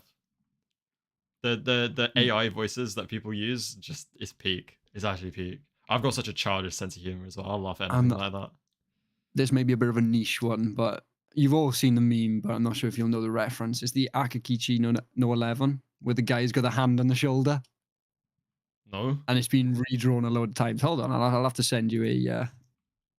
I'll send you a clip. I'll send you the actual base image, and you'll know. I reckon. Know exactly what it is. I know for sure if I just scroll up in my DMs with Porb that he sent me some outrageous JJK shit. I have no idea what this is. Have you not seen it? I've never seen that. I've never seen that either. Oh my god! Really? Yeah, never. Right, hold on. We need to be educated, apparently. So this man's 36 years old, so. Right, hold on. No. It's massive. It was a huge meme last year. I can't believe anyone, like, no one has picked up on it. Oh, what? I made myself look like a fool here because no one knows. Yeah, it was a great one. Great joke. No, I'm just chuckling away. I'm going through my DMs with Porb and just looking at the JJK shit he sent me. There's some peak shit in here, man. I'm trying to Yeah. decide what my like. I think honestly, like all the jokes about where Yuta and Hakari were during the Shibuya incident, like might be my favorite. Like wait, Well, that's not Gojo versus Sukuna meme, look at is this it? image. Let's Oh, lock is in. it wait Gojo versus Sukuna Yeah, meme? yeah, I was just yeah, I was just Gojo versus talking I Sukuna was meme. just talking JJK memes. Gojo versus Sukuna meme. No, have you heard I've got the it. I've got I know it. I I've know got what it. mine I is. finally got it. You need to bring it up on stream, so I'm Is not. it this last image? No. Oh, It's the last image I've just sent you now. I finally Oh got my it. I'm not God, gonna sound what like the- I'm not gonna sound like an idiot, and I'm not what gonna look the like one hell either. Is The- that, bro? Adrian, I never liked those. I don't know why. Whenever they come off my TikTok, I No, Nah, or see, I something. agree. Adrian, I did, bro. I love those things. I Okay, just- guys, we're getting rid of I think- the limitless post. It's gone. You to vibing in Africa while Shibuya burns down. Yeah, that's one of my that's favorite my favorite, ones as well. bro. It's the I saw, you know the Look guy up that the- Sam likes, the guy who does the African dances with his mum mewing in the background. Oh yeah. I saw someone say that was Yuta. It does kind of look like a slightly taller version of him. Yeah. Okay, I Now got that some- I'm looking at the your thumbnail, What the fuck is that? Kusakabe kind of looks like an older Gon. He does. Yeah, He really does. yeah. Jing Freak No, I'm like- slams though. I can't lie. What if Rika is Sukuna's last finger? Oh, I think there's a bit of a stretch to make that Me- one, but Show you one of my personal favorites now. just spawned in so big. Yeah, it just appeared. Just Right, appeared. let me find this. This is actually my Next chapter, favorite. Sukuna is going to use a word he hasn't used since the Heian era. No, bro. no. No, bro. We ain't having any of that here, mate. Nah. My goodness. No, sir. Looks like her eye awakened. That'd be an awkward recap video to make. You guys can't change my Yeah. mind. Kusakabe is the 10th Doctor. That's what I'm saying, bro. He is the 10th Doctor. He did dress like one as well, you know? I got it in I think Quirkless Shinobi. Apparently, I'm sure some of you guys know who that is, if not all of you. Is apparently a big Doctor Who fan. So when I mentioned that in a video, he was like, couldn't unsee it, and I'm really glad that I have that sort of tiny little pinch of influence now, where I can start bringing Doctor Who into everything, because Doctor Who is my life, bro. I love Doctor Who with all my heart. It's actually peak. If you haven't watched it, go watch it. It's just the best. Right. Let me scroll up. And is there anything we've missed? Did you normally pretty good with picking things up? Bro, Yeah, I this- missed one part of the conversation and it just sort of spiraled and I got so lost. I was scrolling up and I was like, I can't. This You meme, think this about it. meme is peak, bro. This What? was it. It's just too funny, man. I saw someone say, Yuta, Hakari, and Maki will survive no matter what. Do you think any of the cast are like untouchable? In terms of like not dying. Yeah. Currently or in the future? Because I think literally anyone can die. Do you Right think now, that like- there are any Gege won't kill? I think all three of them are safe for now. I think Hakari will be the first to go. I feel like he's still going to build a team that will still be able to carry on the story. We can't he wants let to pick it people up on- lose like just based on like people can't They be still need losing their people to ones Yeah. before this like Avengers team is made. You know, it's I- not I true feel Jump like- Jutsu Kaisen just yet. Everyone is still taking their ones. No. And I genuinely think that Gege would keep enough strong people alive and enough fan favorites alive that if he decided that he did want to do a spin-off, that he'd have the necessary storylines and necessary people to bring the audience back. You know, I know it's not going to take much to bring a lot of the diehards back, but a lot of people seeing a new series following a different cast may sort of be discouraged from coming back. So I feel like that stops it. Julius A little Kingsley, bit. mate. Right, you've been lovely in chat so far, but no. Yeah, that's I will be timing you out if I see that again. None of that here, please. the way Gege writes. Even Gege can die. Gege is Takaba, bro. Writes himself to death. Didn't Gege say the last person alive would be Yuji? Oh, you'd have to find a link to that. It was like he said it would be Yuji or everyone. Like it's all or nothing, is what he said. But he That's also is almost just like an ultimatum. Gege is just a waffler, man. Why do people take this guy seriously? Like, why? I think I don't know how much of a fan I am of Appreciate that, authors Danielle. telling Thank you very much. things like that, because if Gege goes back on himself, it's like it's a bit strange. So he kind of has to stick with it, but then he's like talked himself into a hole that he has to follow. Yeah, tricky one. It's sort of it sort of just discredits like his previous thinking. You're all good, Julius. All right, just like look, as long as I'm like not allowing that, I'm not allowing that here, obviously. But if we're all good now, we're all good. All right, it's all calm. We all cool here, bro. I know they're broad end goals, and they're like the things that could happen to like reach that conclusion. There's a lot to go off, but I don't know, man. I just feel having an open end is just so much more freeing for the author. Yeah. And it just, if the story changes, it's, it doesn't matter and no one will call out on it. But, if you've said, oh, it's going to end this specific way, and then it doesn't, it's like, what was you saying when you meant this? Yeah. Level 79, do we have any predictions? Any of you guys got anything? I've got nothing. I have no idea. After the Miguel thing, I was not ready. Like, I don't know where we're going. I hope we get to see Yuji. That's what I want. Not what I think's gonna happen. I think this is the last solo fight. I think the last solo fight we saw for a little while was Kusakabe. I think Miguel is going to come with some backup of some description. Do we think he's fighting though? Do we think he's there to fight, or do we think? I think yes. No. But what I'm saying, right. So, Miguel hasn't just. I think Miguel has not just rocked up. I think Miguel's gone straight to Shoko and Yuta where that lot is, and he came from there after doing what he needs to do, delivering whatever it is he's delivering, sorting out whatever he's like got planned. Yeah. And now he's jumping in on this fight because it makes no sense if he's come there for a purpose. It makes absolutely no sense to expose yourself to Sukuna and potentially die without achieving your purpose, and then hoping to be able to like somehow get away and help. Yeah. So he's done what he needs to do. His purpose has been fulfilled, and now he's just gonna like either fuck off or like fight Sukuna.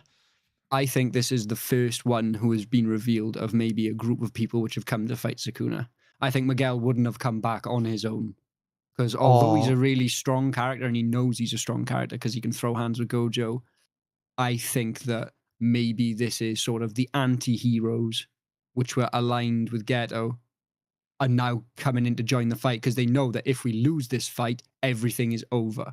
Yeah. So now we have to throw away our differences and we have to work together. Almost like a mirror of Choso. I really hope there's no new characters. I think I'm.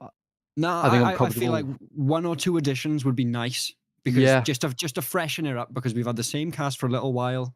I feel like freshening it up, maybe one or two new cursed abilities just to give us a bit more speculation, reveal them but not fully, so we've got more people to talk about, gets the audience back invested, could have some real cool designs, could have some, it could be anything. I think getting people from Miguel's tribe and from like Miguel's area and having them help with fighting the merger would be a better way to introduce a lot of people that you're going to keep around in the story. Yeah. For however long you're going to extend it.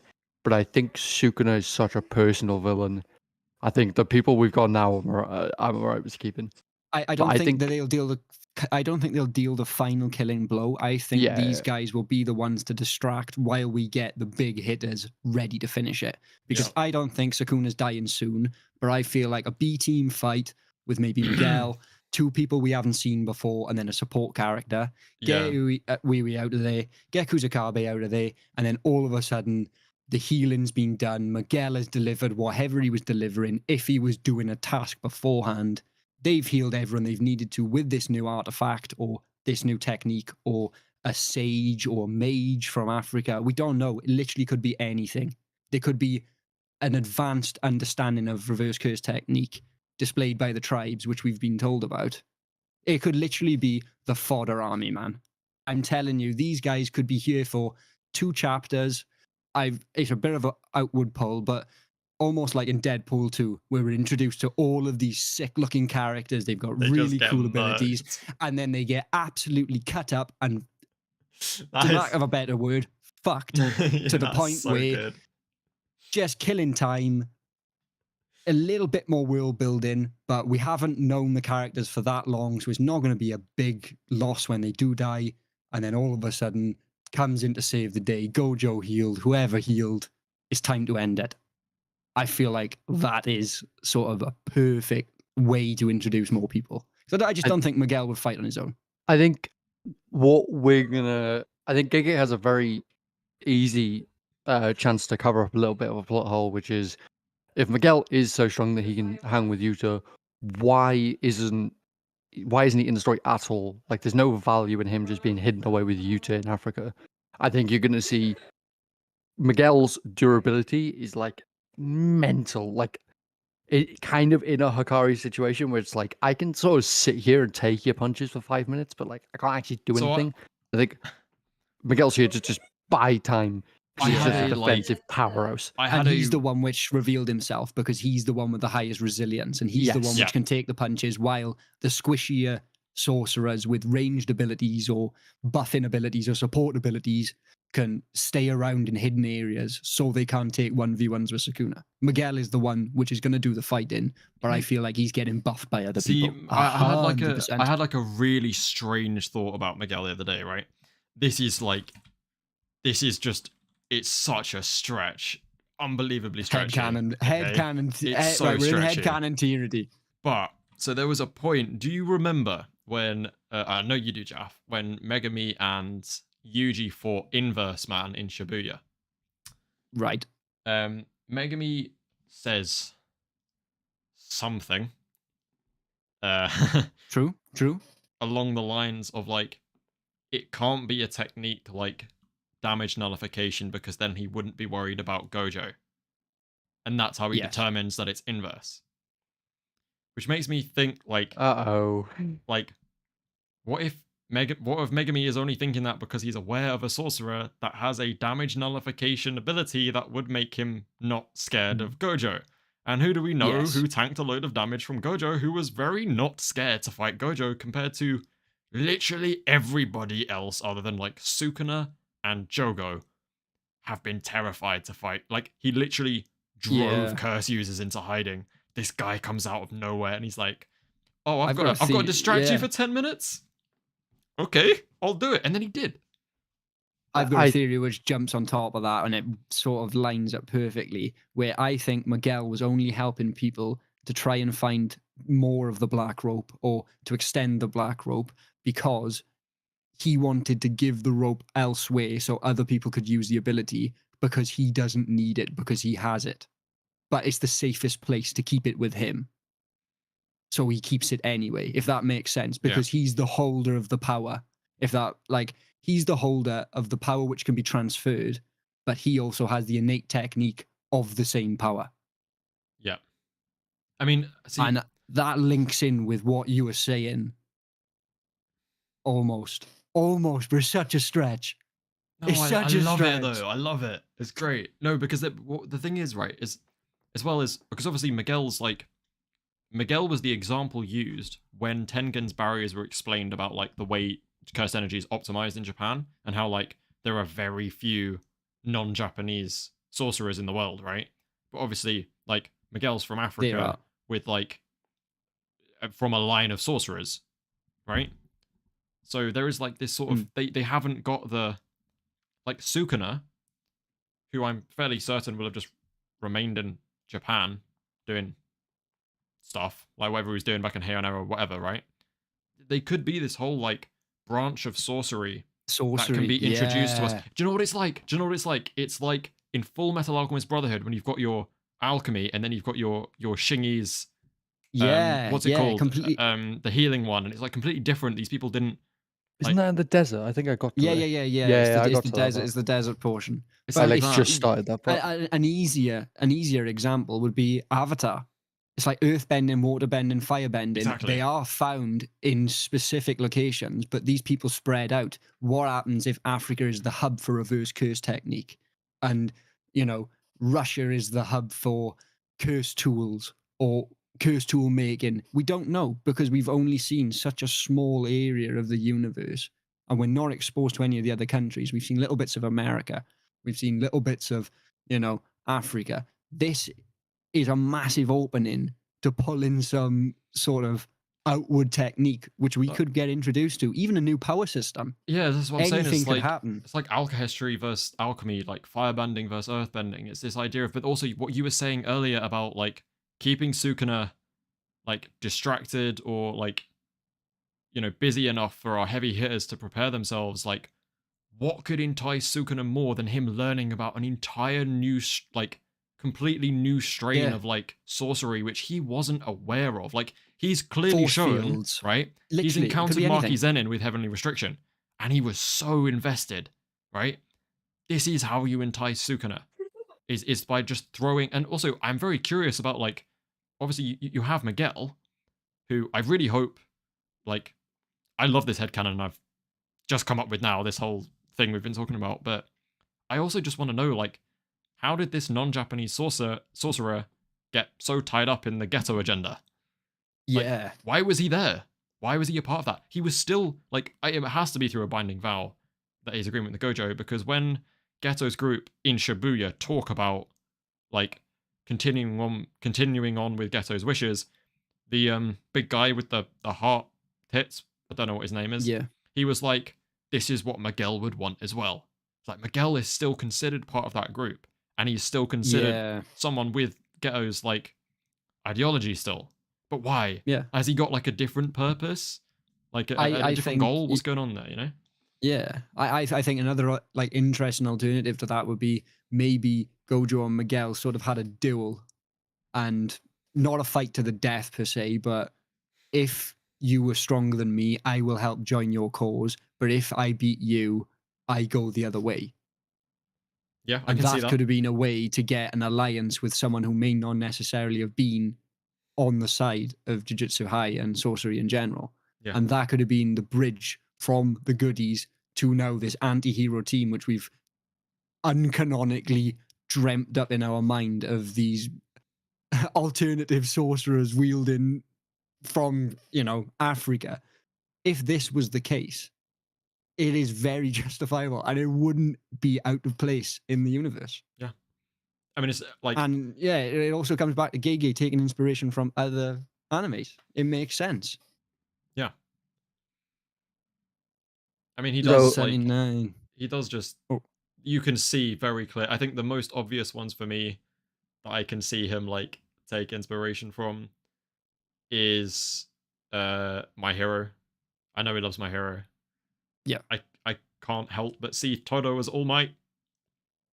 I just can't. Also, that I think that's a very, very intentional. like, yeah. I mean, even the like, I mean, you saw the animation with that scene. It was so like One for All, and the Oh, music as yeah. well was even like very similar. Patriotic. It was that sort of All Might theme. So good. Immense confidence. Yeah, man. I can definitely see it. Level 79 reckons, do you think Hakari wins his fight? I think, Absolutely. as I say, I think we all do, Yes. right? Yeah. We all think Hakari's stronger. So my question is, do you think this fight will end in a winner, or do you think it will get split up? I think it'll Split up. be I don't. I think that Hakari will be the first time that Sukuna realizes that these guys are serious, like really, really serious, when Hakari brings Urame's head. And that will be the turning point Oh, of imagine I love Hakari the rocking thought up with God. the like with Yeah, I man. love the that thought. with how Gojo did in Shibuya. Yeah, Yes. Just rocking up, throws their head at that'd throws go the hard. head and says, "Now it's time to get serious." And Hakari's Always bet here. on Hakari. Yeah, always bet on Hakari. You know, and the jackpot sound starts playing. Ding ding The ding. the theme kicks in. The I'm head feeling rolls hot. across. I'm Sukuna, feeling hot. Yeah, I'm feeling the fever.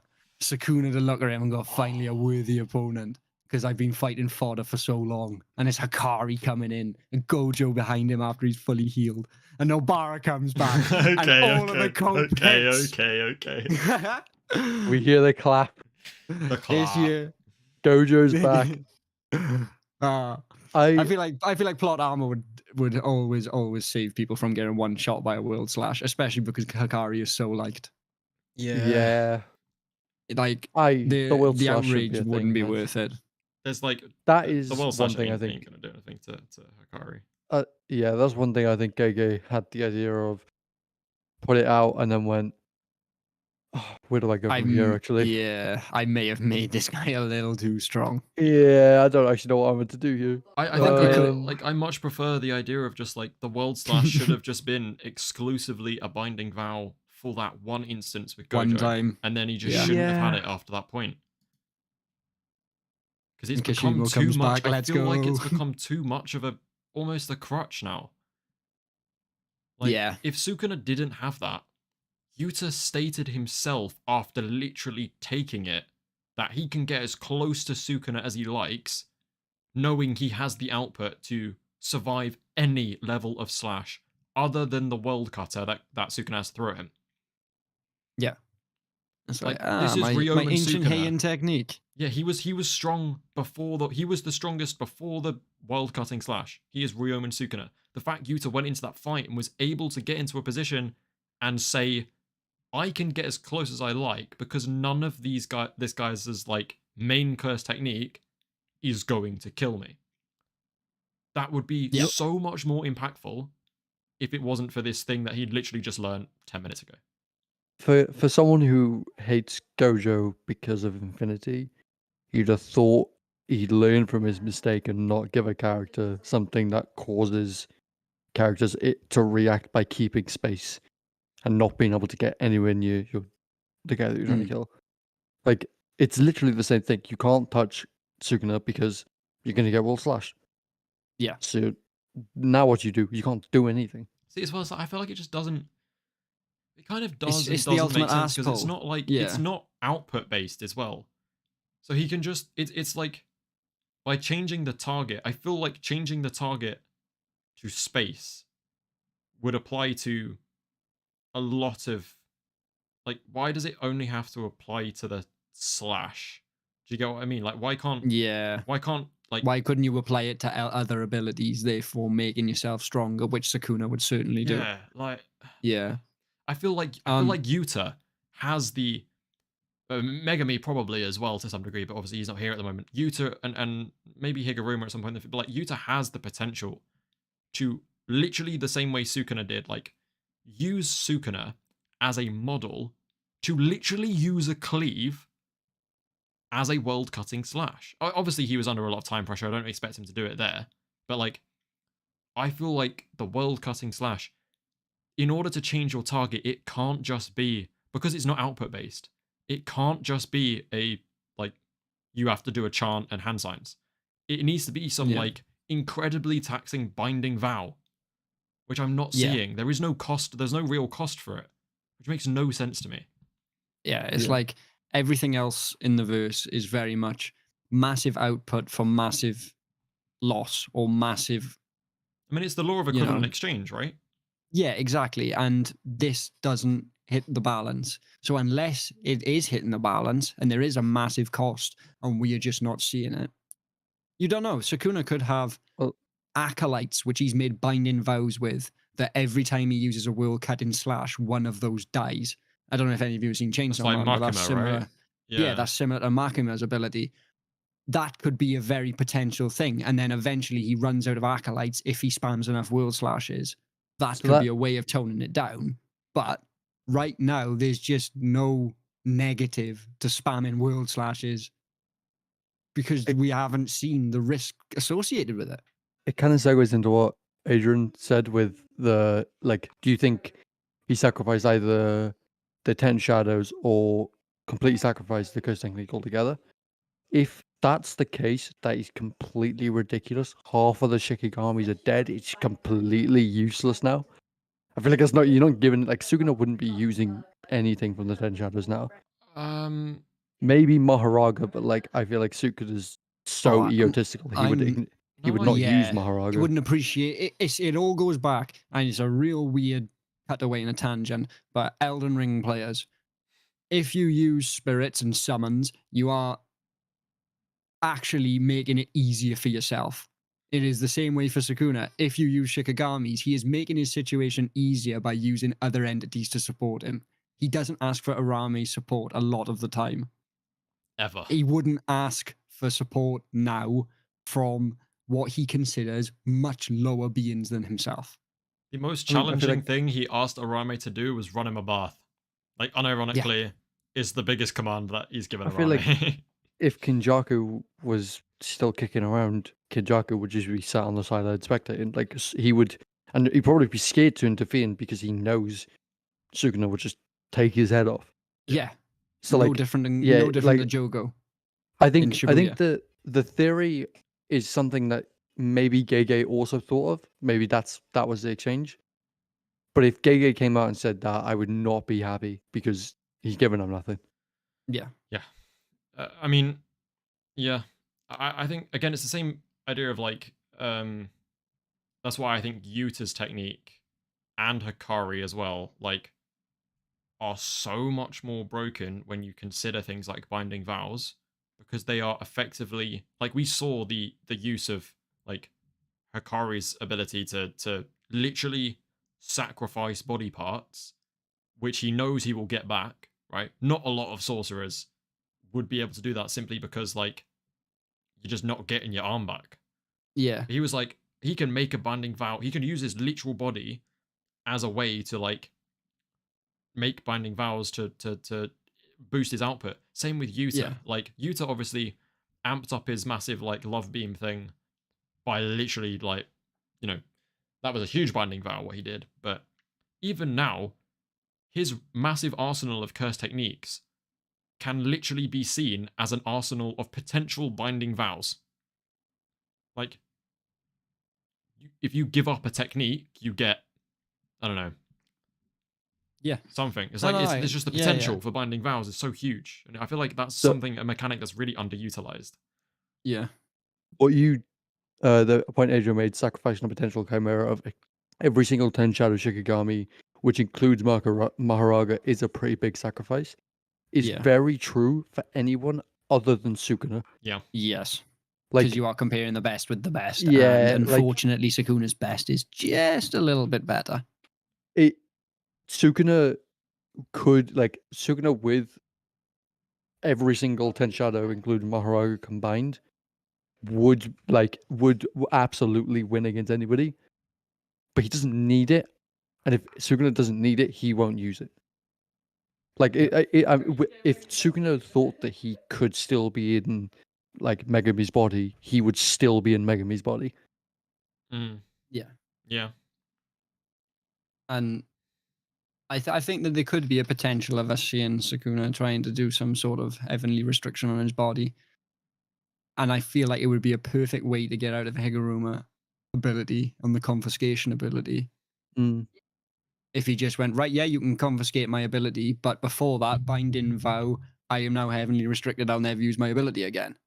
Before it got taken away. So although he was getting sort of nerfed, he was also getting buffed at the same time. Yeah, he's just quick Obviously, like that's that. not going to be much. It's not going to happen, or I doubt it's going to happen, because the main player out of that is dead. So, you know, I feel like it's a bit of a redundant point, but an interesting one regardless. I love that Kenjaku sitting next to Mei Mei and eating popcorn if he was alive. feel like Kenjaku and Meme would get along quite well. I'm not gonna lie. Thing is, I feel like Kenjaku and Todo would have really good conversations. Kenjaku and Kusakabe would probably get along quite well. Kenjaku If- would love Todo's technique, man. He Yeah, would like- love it. They would just sit there and they would just talk about interesting things. Like, I feel like going on a fishing trip with Kusakabe, Todo, and Kenjaku would be incredible. So Deep far, fiction like from the slice of life. genuinely, Yeah. so far in what like everything we've seen of Jujutsu Kaisen, like I most definitely prefer Kenjaku to Sukuna. Like as a villain, I love Kenjaku. Yeah. I think they're much. very different villains. Very, and very different. They highlight very different things. One Yeah. is like the epitome of intelligence and meticulous planning, and then the other is absolute raw power incarnate But it's and also 100% they're evil. like polar opposites because if there's one thing I know about Kenjaku and just seeing his behavior is like he has, despite being genuinely one of the strongest, who can probably like actually quite comfortably get himself into like top 5. Like he does not like fighting. He's not about that. He quite often creates barriers and spectates. Yeah. But even like against And Kashimo was like on his deathbed pretty much, and he's like, I should have fought you, and he's like, nah, don't fight me, bro. I'm not up for it at the moment. Just don't feel like it. Not I built for don't know, that right Sukuna is a dog. Yeah. now. Yeah, I do. I'd certainly say that he is of an evil connotation in comparison to the human race. We could very much view him as an evil entity. Yeah. I know he's impartial to a lot of things based on sorcerers, but our main focus is on sorcerers. He doesn't give a shit how many human lives he takes, and he'll relish in doing so. But I mean, at the end of the day, though, like, despite being the exact opposite in terms of like what they're trying to achieve and everything, it's like Sukuna and Kenjaku are the same, only in that they both just want to like satisfy their boredom. Yeah. That's like what they have in common is it's just about being bored. And Bored at the very top, and at the very top of their game, they want to shake it up to make it more but exciting. like Sukuna's all about pushing himself to be the absolute best and then like basically just playing around with everyone else. Whereas Kenjaku's all about the bigger picture, just pushing the entirety of cursed energy to its absolute limit, which, given that he's acknowledged Sukuna as the, you know, human limit, or human curse, whatever hybrid thing he is now, like, as the embodiment of the limit, of course he will do everything he can in his plan to create something beyond Sukuna, which is why I think, like, if the merger goes ahead and Sukuna isn't involved in the merger, as in, like, he doesn't actually merge with Tengen himself, I think Sukuna gets cooked. Because I trust that Kenjaku's plan would work. Like, there's no point in this merger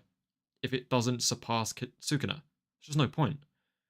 Yep. Like, and then also as well, like, you know, Yuji, I still think has a very big role to play. A lot of people have been noticing, like, similarities in, you know, Sukuna's and Yuji's appearance, and they think they're related or like twins or whatever. It doesn't really matter. The point is, Yuji, I think at least, is like created by Kenjaku to just like be Sukuna 2.0. Yeah. Be better. The perfect vessel, Yeah. essentially, to harness what was once the strongest, now evolved into the newest strongest, using the building blocks of what worked, but also incorporating the intelligence gained from thousands of years to transferring bodies and practicing and learning all of this knowledge of sorcery and what would be the best. And if Yuji holds the counter to Sukuna's power and they merge, that means there's no more counter. So therefore, he is the perfect being. He is his own counter, making him essentially unkillable.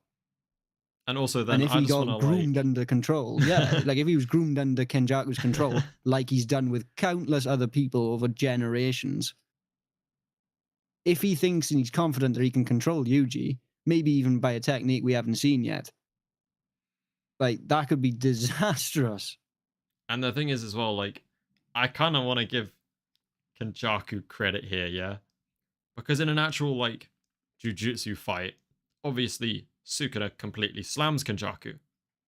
No question, right? Yeah. I'd be curious to see how their open domains interact, but either way, Sukuna wins. What's interesting here is because Kenjaku's whole thing is about pushing the limits, since day one, since the day he recognized Sukuna as the limit, it has effectively been his goal to create or Surpass. cause something that will beat Sukuna. Yeah. So through this like massive, literally a plan that took place across 1,000 years, yeah, very patiently by Kenjaku, has led to something which will probably beat Sukuna, whether that be the Tengen Curse, whether that be Yuji. They're both possibilities designed and created by Kenjaku to push the limit. So credit to Kenjaku for playing the long game. He has just, like, if this is how it goes, he has just outplayed Sukuna. Is the ultimate meticulous plan, which has been running for generations and generations. And I think that just proves how powerful we're actually the character we're dealing with is Sukuna, and the level of power that he's actually at in verse to require a multiple 100-year plan with multiple players across multiple generations just to even kill him. A single entity. Boys, I got a bit of is... a Yeah. hold on. I got a bit of a philosophical question here. Which JJK character would you like to have a pint with? Oh. I love a question like that. Oh. Like, Maybe- just got home from Sunday League. You've looked at your phone. You see a message from this JJK character saying, I'm down the local. Fancy a pint. You go down. You see a local team's playing, and you watch the footy with him. Who is it? Oh. There's so many. I'm just... Chat, I want to know what you have to say Someone about else this is going to as have to well. take it first. I need to wait. I need to Yeah, wait. Yeah, I need to think I through need a it. minute. Kusakabe is certainly top 3. Kusakabe yeah. is a hell of a shout. I feel like Yuji would be an awful drinker. Let's just get that out there right Yeah, now. I would hate yeah. going to the pub with Yuji. I think the guy would be Man, the me. absolute worst after 2 or 3 pints. He would be stood on the tables. He would be making a fool of himself. So I couldn't do that. Similar sort of way with Gojo. I feel like he would just be a bit of an ass. I think he would just be a dick. Yeah, Takaba is a great option. Oh, That is a Jack. very true. shout. That Jack, is very imagine- true. Such a shout. Imagine Matthew and Oh. Hakari on a night out. Excellent stuff. Oh, Hakari! Go Curry to the as well, casino bro. afterwards. Yeah. Do you know what? Oh, that's Yeah, my but you top wouldn't 3. leave. I think like I love the Takaba shout. I love the Hakari shout. On a very different vibe, Kenjaku would be like Oh, a very interesting person See, to so- have a fight with. I think that would be like the table in the corner in the Yeah. shadows. You'd be sat around there drinking whiskey with him while everyone else I is feel like drinking I just pints. like yeah. no pun intended. I want to pick his mind so Yeah. much. Kenjaku, Like Kenjaku's a genuinely. fine dining experience. Yeah.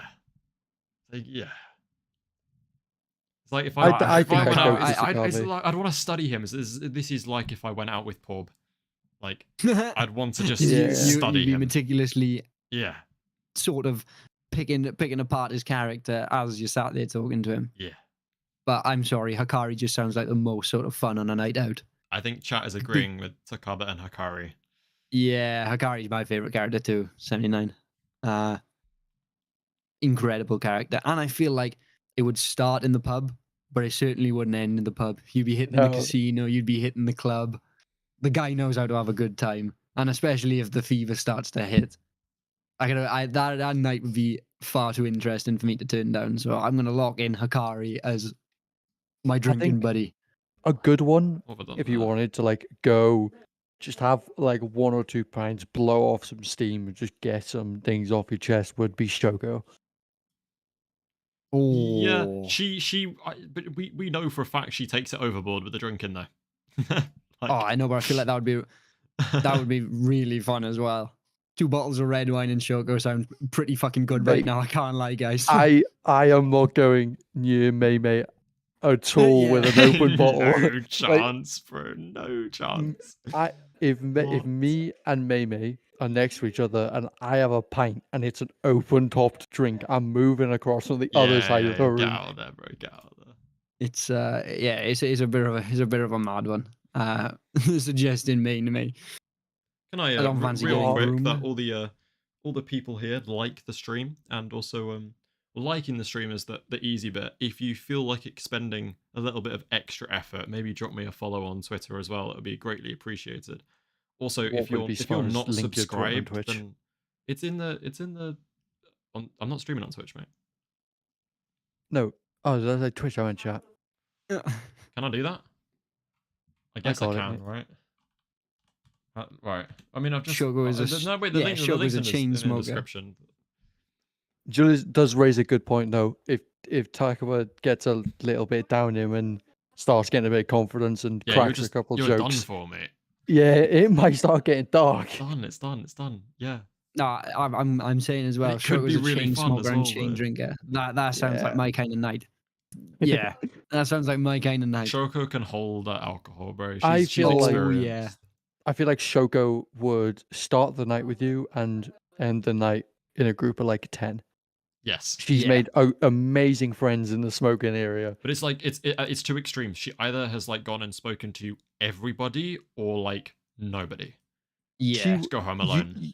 You're 45 minutes away from your hometown. You walk into some random pub and the bartender goes, Shoko, I haven't seen you in a while, and you're yeah. baffled. The bartender's the type Utahime of girl which working a knows weekend everyone. job. Yeah. Oh, Shoko.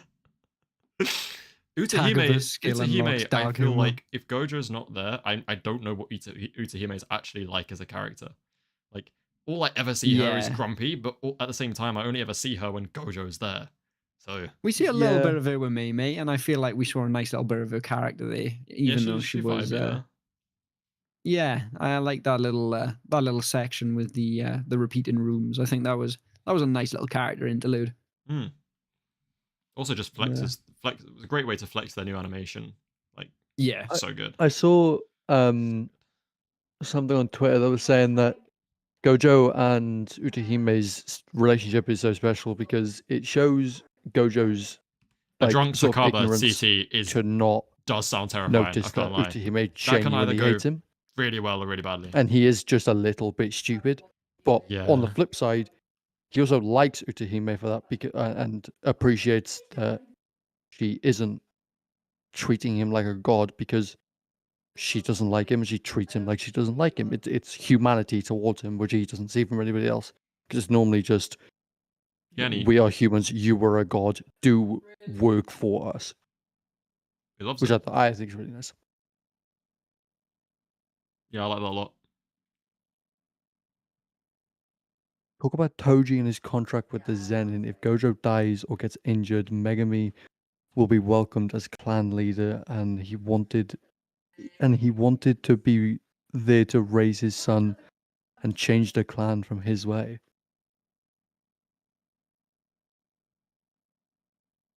Yeah, that makes sense. What's wrong with that? I'm dyslexic, so reading's hard for me. Oh, fair. I don't understand that. So I think what he's getting at is like, so obviously the reason Megumi was made clan head is because Toji made a vow with who was it now, Bito, I think. That like if Gojo was ever basically rendered incapable of fighting or died, then Megumi would become clan head, right? And obviously that's a scenario that's never going to happen. Or at least in their minds, it was like, it's Gojo. Anyway. Yeah. Point is, so Gojo gets locked away. Megumi made clan head. Obviously, Toji not a fan of how the Zenin clan is run. But also Toji left, like had Megumi, and then like went on a mission to kill Gojo, right? So he was like, I'm gonna kill Gojo. When Gojo's dead, I see. Megumi will become clan. This is like his plan of like how he's gonna take over and from what I've understood, at least, plan of how he's going to take over and change the Zenin clan. In Yes. some Okay. sort of Right. way. Yeah. I'm with you now. I'm with you. I now. don't think yeah. it's actually. The only problem with that though is like, surely it's not actually a. Can Toji even make a binding vow? Surely it's not actually a binding vow. Like, don't you need cursed energy for that shit? Maybe you can make a one-sided binding vow. So he like Nobito just has to make the binding vow with himself that this is what he's going to do. Otherwise, Yeah, that makes sense actually. That makes sense. yeah. I because you're thinking more like from Harry Potter, right? When What do you they mean? shake hands and they like tie it together. Oh yeah. I get what you mean. That's a good example of a binding vow. I love Yeah. the JJK Harry Potter comparisons, man. I need to make a video on that. I feel like I see Yeah. things other people don't see about the insane similarities between JJK and Harry Potter. Unreal how close they are in some of the stories. Yeah, for sure.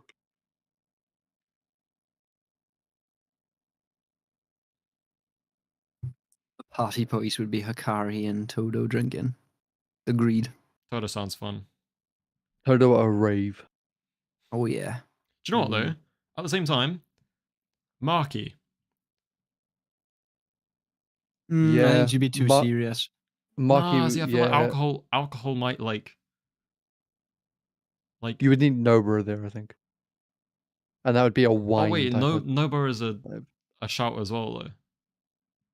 Is it? Nah, she's too bossy and shit for me, and she'd pick the place and she'd want to go places. And I think Nobara is so funny, man. Yeah, I agree.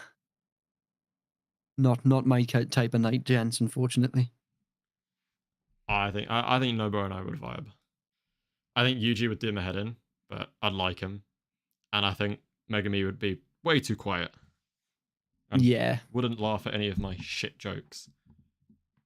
Kind of pointless. I think it'd be a bit awkward as well. I feel like if you didn't hit her off in the first 5 minutes, you'd be done for. Yeah. Like, I don't have the confidence to carry a night out with Megumi. Like, there's people out there, like Porb would be fine. But you need to make all of the conversation and not get awkward at the silences. Mm-hmm. I've just seen like Takaba getting drunk seems like it end with the JJK world turning into Toon World. I'm taking that as in my head. That's got like one wrong move and we all live in Looney Tunes now. That's like, can you imagine that shit, bro? Just one joke and it could just change our entire reality. That's Julius crazy. made a good point of just to hear the stories. Like, I would love to. Yeah. Maybe not me be in the. Maybe not me go out with Panda, but I would love to be in the pub, whilst like at the same time. Yeah, and just like imagine for being on the phone, but a Panda came in and ordered a Stella. Yeah. And having to try and convince people. You'll never guess what I'm looking at right now. I'm watching a Panda drink a double rum and coke. What is going on?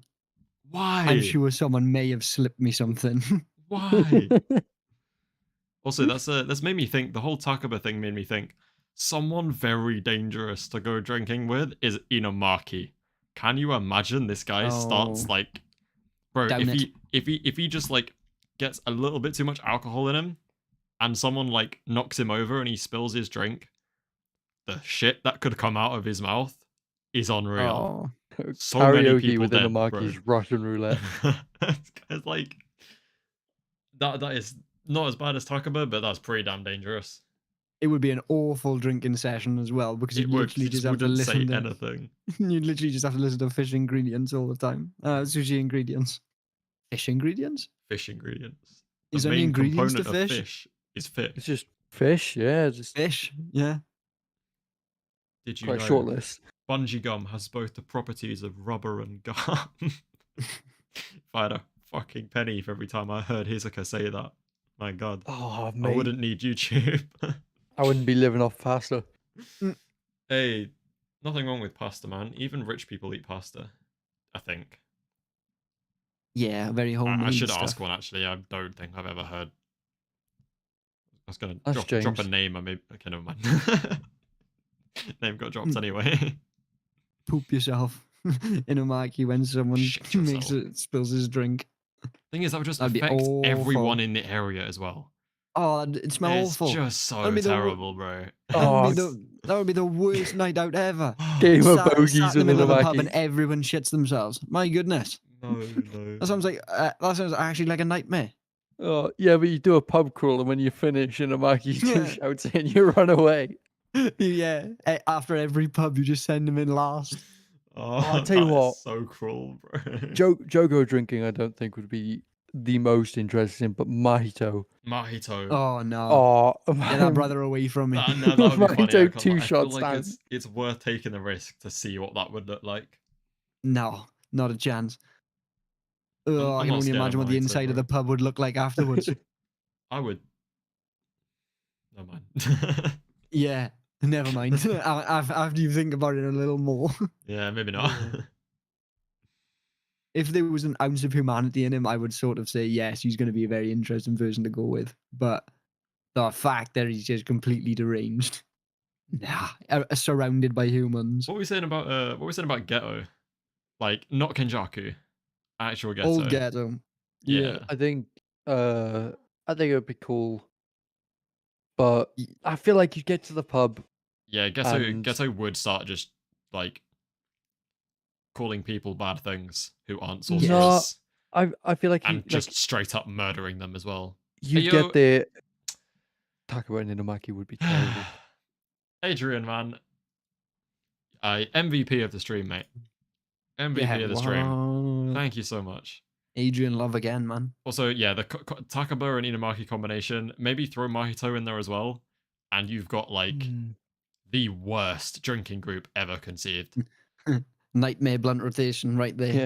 Like, That is so arse. Oh, actually, Takaba in a blunt rotation would be unbelievably funny. It's actually unreal. Yeah, it would just be unhinged. Yeah, Yeah, agreed. with Ghetto, it would just be like he'd get there and he'd order a Coke. He wouldn't drink. Just a Coke. Yeah, 'cause- yeah, he yeah, wouldn't, 'cause would he's he? gotta he'd go sit home. there. Yeah. With the kids. He's got to fly his massive pelican curse home.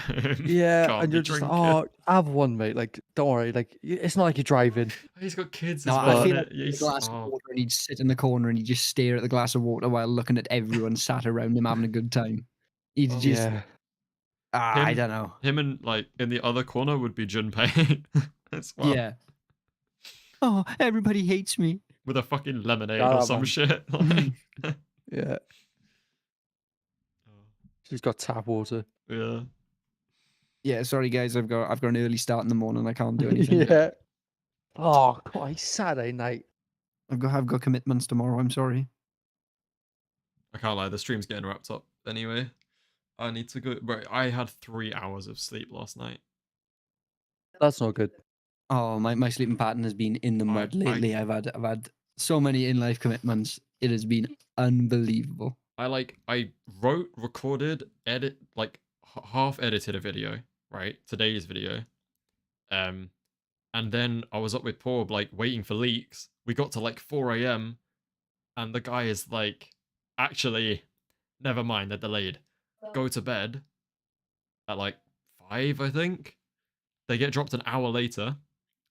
Wake up at 8, edit straight away, like, because I was still at uni and was getting picked up at like 1. I got picked up at like 1:30ish. So how to like just get up, bang out the video, get it ready to be uploaded, pack everything up, get in the car, home, and I was here. I was like, I really want to stream and talk about these leaks. So here we are, and now it's 2 a.m. and I'm on 3 hours of sleep. So I need to get the hell out of here, bro. Yeah. Get some sleep.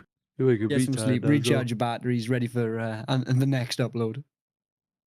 I can't lie though. This is for the first stream. I think we peaked at like 40 something, and we've stayed over 20 the whole time. With Chat have been popping also too. like chat has been sick. Adrian, thank you so much for the donations, bro. Actually made my night. I mean, you all made my night, but the donations were great. Love talking to you guys about JJK. Jaff, Jid, thank you so much for coming on. I had a No great problem. Very much welcome. time. We are going to wrap up now, though, because I'm going to pass out at my desk otherwise. I'll be doing this again soon, though. Hopefully. Yeah, I want to get into the rhythm absolutely. of doing this a lot more. I think it's great. You just do it when these come out. every night after leaks. Yeah. Be more than happy to come in and share my expertise and another Yeah. viewpoint, and generally playing devil's advocate to whatever you guys are trying to support. And I Because can share the correct opinion. I love thinking of it from a different angle, and Yeah. I feel like it's an important thing to have in these sort of discussion based things. Oh wait, sorry, Yuki would be incredible. That none of us mentioned Yuki in this. Yeah, room. that is a very good point.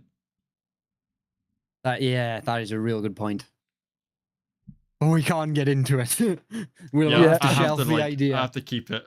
Well, listen, part 2 next time. We'll start with Yuki. All right, but we'll start with the Yuki con. Anyway, thank you very much, guys.